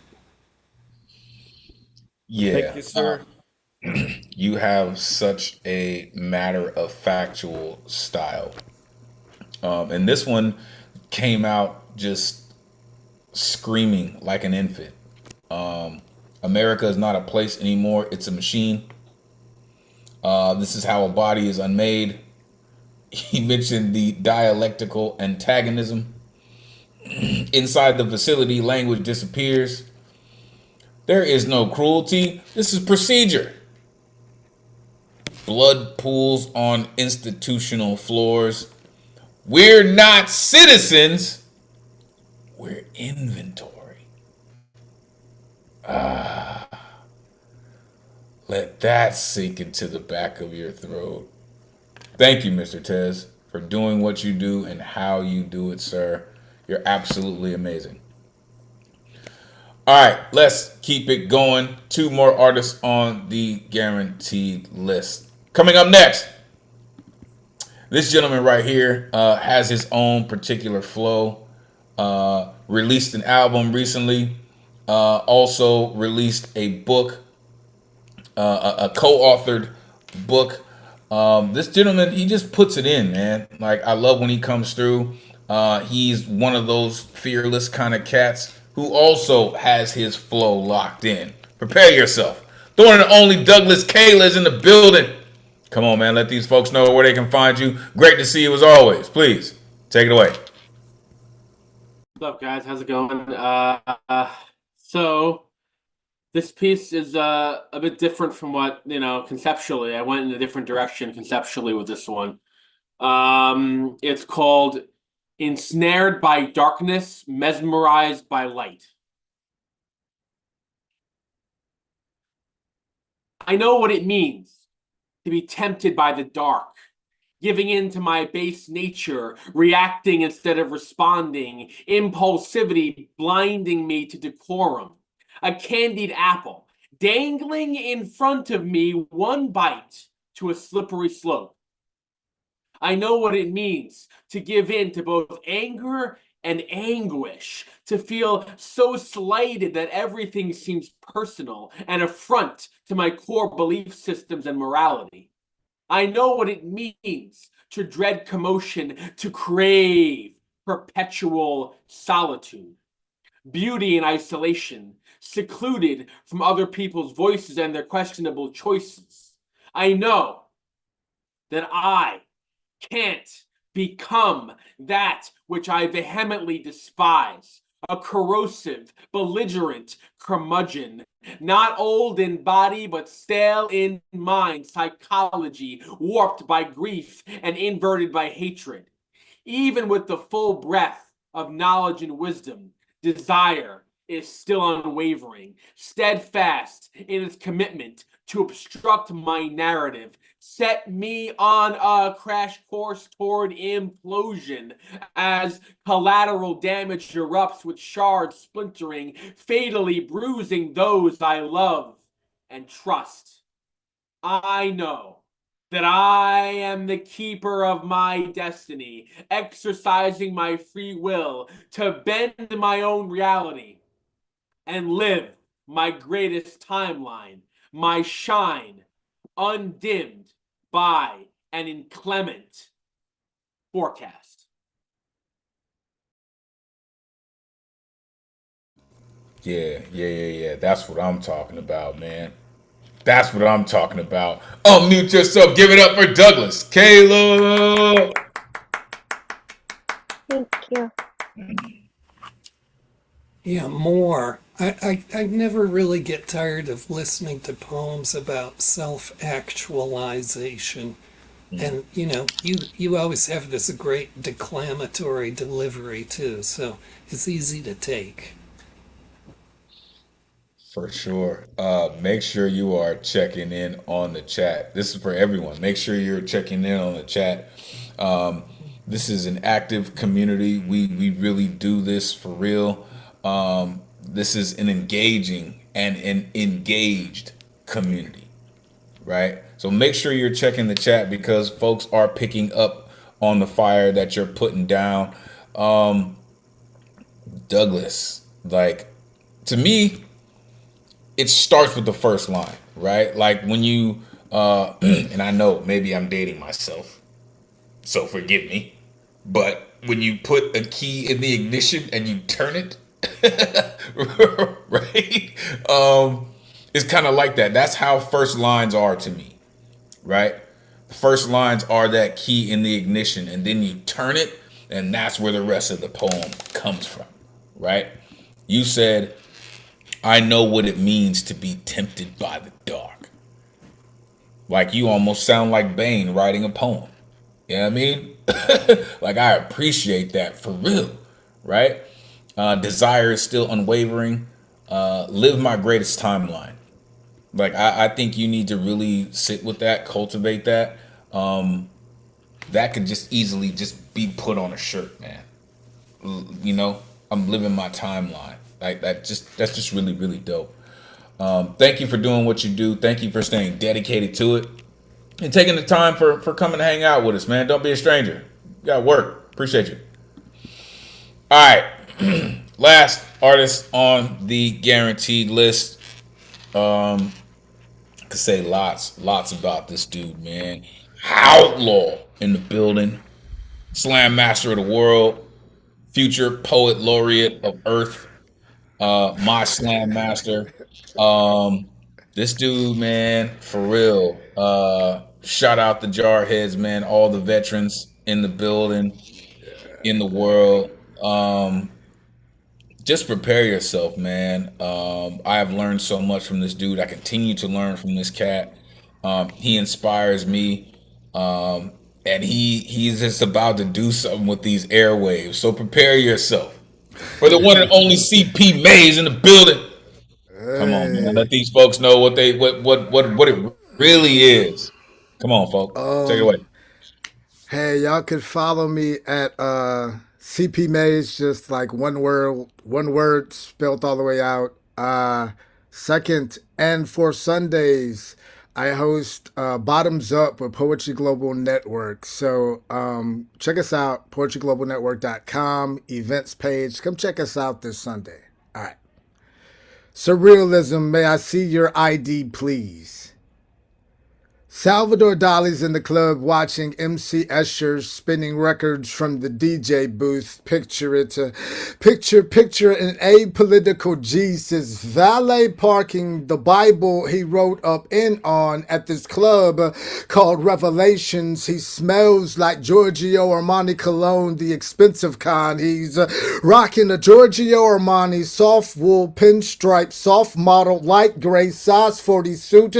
Picture a white light glowing Jesus. Imagine his European cut suit, handsome and scripture sexy. Imagine his Garden of Eden, Satan, serpent, snakeskin shoes. Because if you don't know the Bible, you better pray and ask somebody. Heaven is fashionable and never goes out of style. A bunch of Republican and Democrat and independent political speeches are flashing expired driver's licenses, tries to bribe bouncers to get inside this club. The Statue of Liberty is on the red carpet. She's taking selfies with the calloused hands of blue-collared construction workers who want nothing more than to post these pictures on Facebook just to see how many posts the 1% would fucking like. MC Escher is making the club jump with the Dr. Martin Luther King Jr.'s I Have a Dream speech. Remixed, imagine it, picture it, feel it, imagine it, picture it, feel it, feel the bass line, drum beating heart, beating heart, beating your heartbeat all up, and free speech is fun as fuck, fabulous, a plus size, gorgeous dance floor girl, and she's moving miracles on her hips round and around and around, like there's a hula hooping halo around, surrounding her. America the Beautiful. And a bunch of hot as hell single sexy soccer moms are Victoria's Secreting their matching bra and panties, percolating as a cul-de-sac pair of petite women began gyrating so hard you swear one of these lovely ladies knocked their G-spot loose. In the VIP section sits Prideful, his brother Pompous, and Purgatory's private entourage. We can check out the rest of this poem next week, y'all. Part 2 to come. Thank you. Purgatory's private entourage? That's ridiculous, sir. Unmute yourself. Give it up for CP Mays. CP. Amazing. Do it. Oh, appreciate it, y'all. That's crazy. It's a crazy ride, that was so cool. It was like a culture blender. You just like threw all this culture in the blender and set it on liquefy. Now I know you used to be a clubber. That's another insight into UCP. Yes, sir. Yes, sir. It all makes sense in the end. You don't look Appreciate half bad in a hoodie either, I must say. Oh, why thank you. Why thank you, Paul. Thank you. Oh, I would say he looks horrible because he looks too goddamn dangerous. To be in the hoodie spitting that shit like that, for real. That's crazy. I love what he said. He put it in a blender, right? In some hoods, they might call him a ninja, and he just liquefies shit. Yo, man, that poem in true Maze fashion is a monster, really. And he said it's only part 1 of 2. Right, the soccer moms. Right, the soccer moms line. Yeah, amazing, right? Knocking their G spots loose. Like, yo, the calluses on the hands of the Statue of Liberty with the construction workers that just want to take selfies. Like, come on, man. Like what you see, man, really, is really on a different plane. I've been thinking about this a lot lately, man. You know, so many of us, shout out to Outlaws, we feed off of your energy, man. But you just see things through like this portal that only you open. And it's crazy, man, what you come back with when you step over that threshold, man. It's absolutely bananas, yo, for real. Shout out Swanye West. Shout out Double Dragon. All love. Shout out to Outlaws. It's work coming, man. Appreciate you, folk, for real. Shout out to Poetry Global Network. All right. Let's see if we can get these in. Real quick. Coming up next. Well, welcome to the Good Luck Round, for real. Coming up next, I like to call this cat captain of the street team, representing Poet all the way out in Racine, Wisconsin. The one and only I Inspiration in the building. Come on, man. Let these folks know where they can find you. I heard you got some good new shit for us, huh? And I'm getting straight to it because it's shaman life, floating on a bed of water, drowning in lights of blackness, visuals of information left in the Morrison Hotel by Tim, rushing out to meet Jim at an acid test, rolling in vehicles of ecstasy, filled with heartbeats, fast approaching, dangerous roads and limits ahead, limited editions of life, hiding through the eyes of truth, hearing no evil, speaking no evil. So amongst this journey, you will see no evil. Though still you ask why? Why won't I die? Why you can't escape your imagination, even on Judgment Day when you aren't bound to limitations or intimidation. I mean, do you see me? Meaning the real me, the genuine me. And if you did, you'd understand why I be who I be. Understand the world changing right before thee. Welcome. Welcome to my ecstasy state of mind. What are you doing here? What do you want?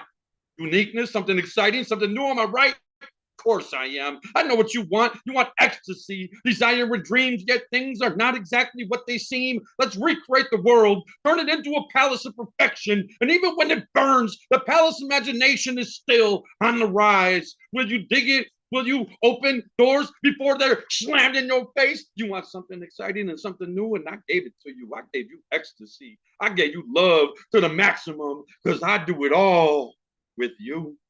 Let's take an 8-hour free ride. It's a journey indeed. We'll tell all the people we see, party people indeed, and we'll burn up all the green weed. Follow us down. We'll set you free. Don't you see the wonder at your feet? See that with me? All your worries be 6 feet deep. Set yourself free. Let it all out. See the summer in your pride. Take the winter in your stride. Take whatever you want in this ride. Go me. I'll lay down and relax in the middle of a ward and just admire the sky. Red orange sky holds a breath of distant horizon to help me understand why.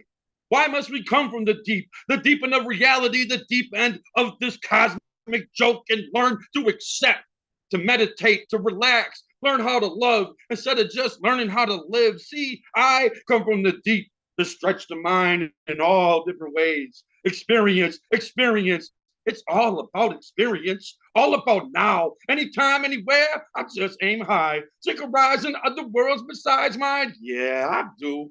Especially that the underground where I fly high, but the world of mine and I see nothing but tricolored skies. So never am I wanting to lie my soul 6 feet deep under solid ground. I just think happy thoughts and I work on spreading peace through this place. In this ecstasy state of mind, nothing seems to bind. Everything feels fine. I'm a seer, a believer, a healer. But why must it be my city called me a drug dealer? I'm a soul doctor, a curer.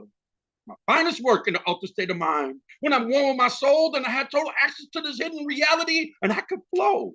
No, don't you doubt me, because you're unsophisticated from my point of view. You just never knew. You think my point of view was fantasy? Well, I see this as an immediate reality. If you could only see through my touch, feel through my eyes, you might understand. No, don't you call me crazy because you don't understand. A short-term memory loss, a crippled mind don't mean I'm going to lose. Because if I can see it, I can dream it. Hell, I can even be it. I can see things that you won't even dare to imagine. Enjoy the journey, did you? Your eyes, though, it's not a fine wine. Still behind your eyes, I'm the bad guy. Why? That's what I'm talking about, man. Unmute yourself. Give it up for inspiration. Yeah. Woo, I was working on that one all day. Got that in there. Got that in there. Earning your supper tonight. Got that in there. Got that in there. Good shit, man. Better. Got that in there, though. For real. Yeah, the trademark rage was on a florid display. And I like that. I'm always into the motivation for a poet as a kind of blanket dissatisfaction, because even just evidenced by your poem, there's so much to sort of throw at the dissatisfaction, and that adds up to a really great poem. Thank you, Paul. Appreciate it. Yeah, that's just work, man. Like, shout out Spellbound. Shout out Sunflower Mo for helping with the edits. Shout out CP Mays. Shout out for the work, man, that you've been putting in, for all the folks that you are actually open to listening to help you craft this poem into something more. Like I said earlier, you're becoming something much more in this poem, man. And it's really dope. Good work, for real. Coming up next, all the way from the Pacific Northwest, South End to be exact. Love when this dude comes through. He's always got some work and he continues to just get better. The one and only Prince of P in the building. Come on, Prince of P. Let these folks know where they can find you. Great to see you as always. Please take it away. Hello, my name is Prince of P. I live in North Dakota now.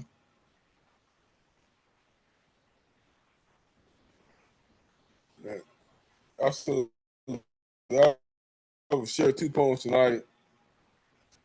And the first poem is not titled right now. Journeying through this wildness called life, I tread into detours pulling me into different directions. The bird catching salmon. There were messages from some place above me. I think, no, I know. Because I learned being a doctor wasn't my blueprint. Math and science didn't gel with me. Instead, writing was in my deck of cards. I was handed. Once I landed in the right pile, I followed my head. I followed my heart's lead. And I'll read one more.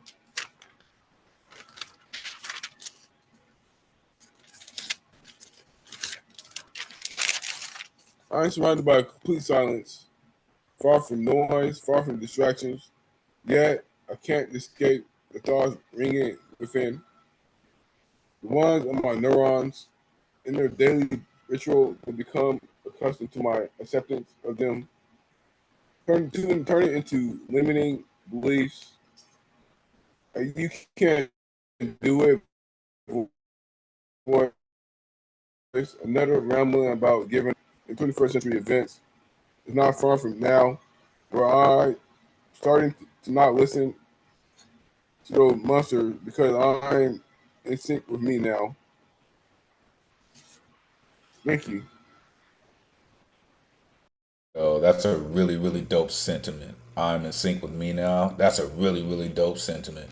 Unmute yourself. Give it up for Principe. Thank you. Yeah.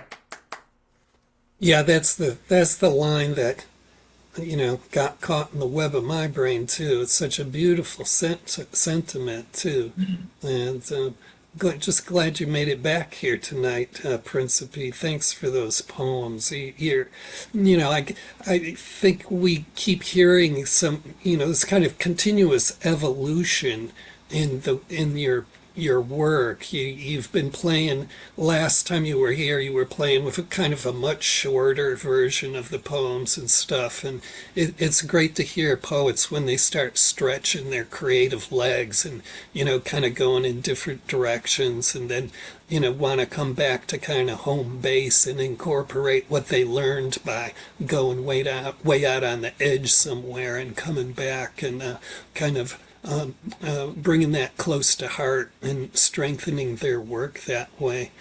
Just really, really wonderful work. Absolutely. And now I can truly say I know one thing about North Dakota. Principe lives there. Sorry, that's all I got. That's all I got. Appreciate you, man. Like, really. I think one of the things that you said also, another one of those shirt type quotes is, I follow my heart's lead. I think that is really powerful, really significant. Thank you for doing what you do. Continue to do it. Continue to write, man. You're only getting better every time I hear you. All right. I saw the cat come in. We can end with him. I know the team is like, yo, but two more and then we'll jump into the cipher. If CC wants to get down, I'll let CC close it. But right now, all right, CC, prepare yourself. Coming up next, I see this gentleman has his instrument ready to rock. And I love people who rock with their instrument. There is a beautiful symbiosis when an artist has their instrument. I think their voice is only amplified when their instrument is strapped to them. I love this gentleman because he is an artist all the way around. And he's just amazing with everything that he does. I appreciate you so very much, sir. The one and only Catman Bill in the building. Come on, Catman. Let these folks know where they can find you. Great to see you, sir. Please take it away. Thank you, Elemental. Well, my songs are on YouTube under Catman Bill Hartford, so you can check it out. And I have a blog on Subtract under my own name, Bill Katz. But so I was going to do some of my stupid, dirty jokes tonight. But somewhere in the afternoon, my feelings turned more somber when I was walking down the street, and in the snowbank, I found a lifeless bird, and I will now put him in my backyard, and in the spring I'll dig a hole for him and bury him along with the other buried animals that are buried in my backyard. And I'll finish with a song by Gary Davis. I am the light of the world. It's a very Christian, religious song. I'm an atheist, but it doesn't prevent me from playing a real beautiful song.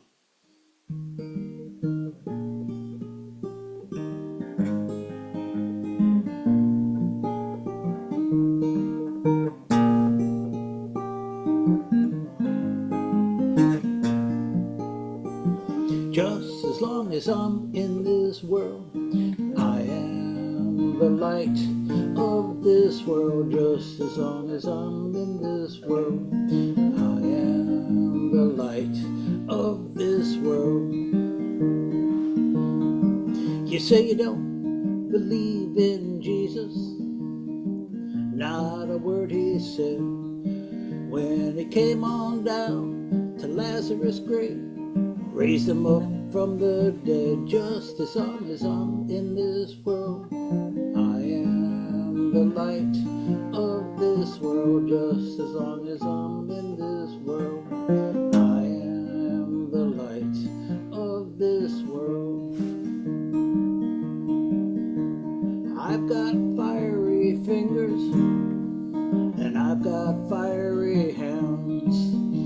When I get up in heaven, gonna join that fiery band. Just as long as I'm in this world, I am the light of this world. Just as long as I'm in this world, I am the light of this world.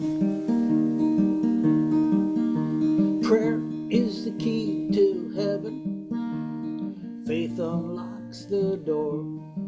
That's why my God gave me the key to take it everywhere I go. Just as long as I'm in this world, I am the light of this world. Just as I'm in this world, I am the light of this world. I know I've got religion, I know I ain't ashamed, for the Holy Ghost is my witness, and the angels done sign my name. Just as long as I'm in this world, I am the light of this world. Thank you. Man, that's just powerful. Unmute yourself. Give it up for Cat. Man. Boo. Amen, Catman. Glad you got here. I hope you're going to wash your hands.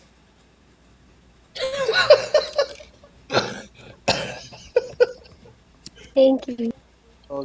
Thank you. I think the question is, how many other birds have you buried back there? I love your sentiment. I love the fact that you started out by saying you're an atheist, but singing a religious song. I think there's so much power in that. Your instrumentation is just beautiful, sir. Thank you for doing what you do. Whether you're telling dirty jokes or singing incredible songs, we are always here for it, sir. Thank you. All right, we're gonna end the night with this incredible gentleman. Like, there's so much I can say about this cat too. He is our resident piano man, though he may not be playing the keys this evening. He looks like he's about to narrate our descent into a world of creativity that maybe we haven't known existed. But he is a genuine creative. I love when this cat comes through. He's been doing this longer than some of us have even thought about doing it, and then doing it well longer than a lot of us have been doing it. He has such a heart for this. And when he comes through to share it, you can feel the effort and the energy that he gives to us. The one and only CC Arshagra is in the building. Come on, CC, let these folks know where they can find you. Been too long, man. Great to see you. Please, take it away. It's been a hot minute, huh? So, yeah, no, it's been a crazy year, and I got to pick between Wait and She's a Woman, or pick one and let me know if you want another. I'll do She's a Woman. She is you, now rising from below. Oh, sorry, notification bullshit. I don't know how to shut it off. She is every woman. She is you, now rising from below the ceiling of doubt about to be shattered. She cares. She bleeds emotions uncontainable. And so each drop is true, and each drop sheds its skin. And only honesty's flesh remains to caress the warmth of the woman she is, ceaselessly humbling the fight within her soul. She is without facade, guise, or pretense. The power of her stand breathes completely at home. Even as she sleeps, her heart works. Her Aura's observation is her witness. Her feelings of being and becoming are ever born. She will not defeat herself. She will not become the hate that hates her. Her profound humility parts the sea of worthless tides. She feels the overwhelm of compassion. She is no one's fool. Even as she is kissed by her own laughing tears, she does not need to hate him, her, or it. She has no need to harm. Fear's hand cannot reach her. Fear's vain approach always runs away. It cannot encroach upon her soul. Fear is weak without her participation. Fear is afraid of her love, and she never feeds it what it is and ever needs more. Her flesh house cages, ages into a powerful mind, so calm, death admires her ways to bring love to all life, living, leaving, nature found. Nothing is compromised. You want weight? This is weight with an ellipse at the end that ends with an ellipse. The data of your mind made real is a story. There comes a choice to see through time and become when you are the author. Even here, you may not see the end of your soul being disallowed and ending. Fear is afraid of dying, and so the story runs in away from a resolve. Your story is not afraid of your history, herstory, mystery, their story, this story, that story, the story, whose story, a why story, or any real story awaiting for your story's end, really.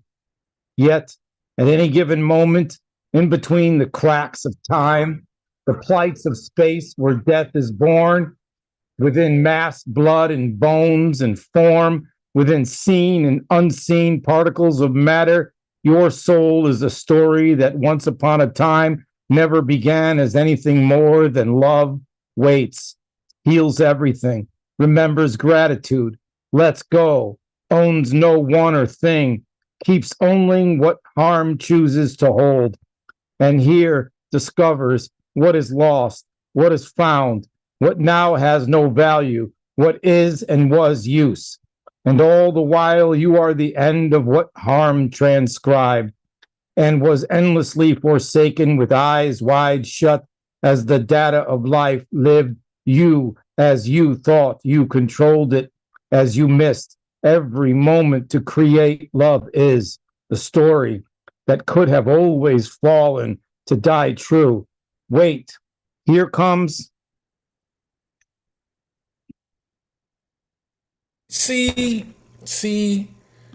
All right. Unmute yourself. Give it up for C. Art Shot, bro. Welcome back. Yeah, come on. You gotta get here more often. We're starving for your voice. Come on. Yeah. I've been playing a lot of piano. I'm back at the music course that I started last year and dropped out. I'm back in it again. So 6 months of that's coming up. Sync songwriting. Good stuff. What jumped out to me with this one is, I don't know, I just heard Harrison Ford in Blade Runner. As I'm listening to you deliver this work, I just heard Blade Runner. It's like this futuristic, like, projection of how you see the world evolving. Like, your perspective is so amazing, man. Thank you for coming through. Thank you for closing out an amazing night. Really, don't be a stranger, man. Listen, it has been an incredible night. Shout out Jasmine Carabello. Shout out Dwayne James. Shout out Maddie, Queen Hodge, Nicole Johnson, all the folks who have watched on YouTube.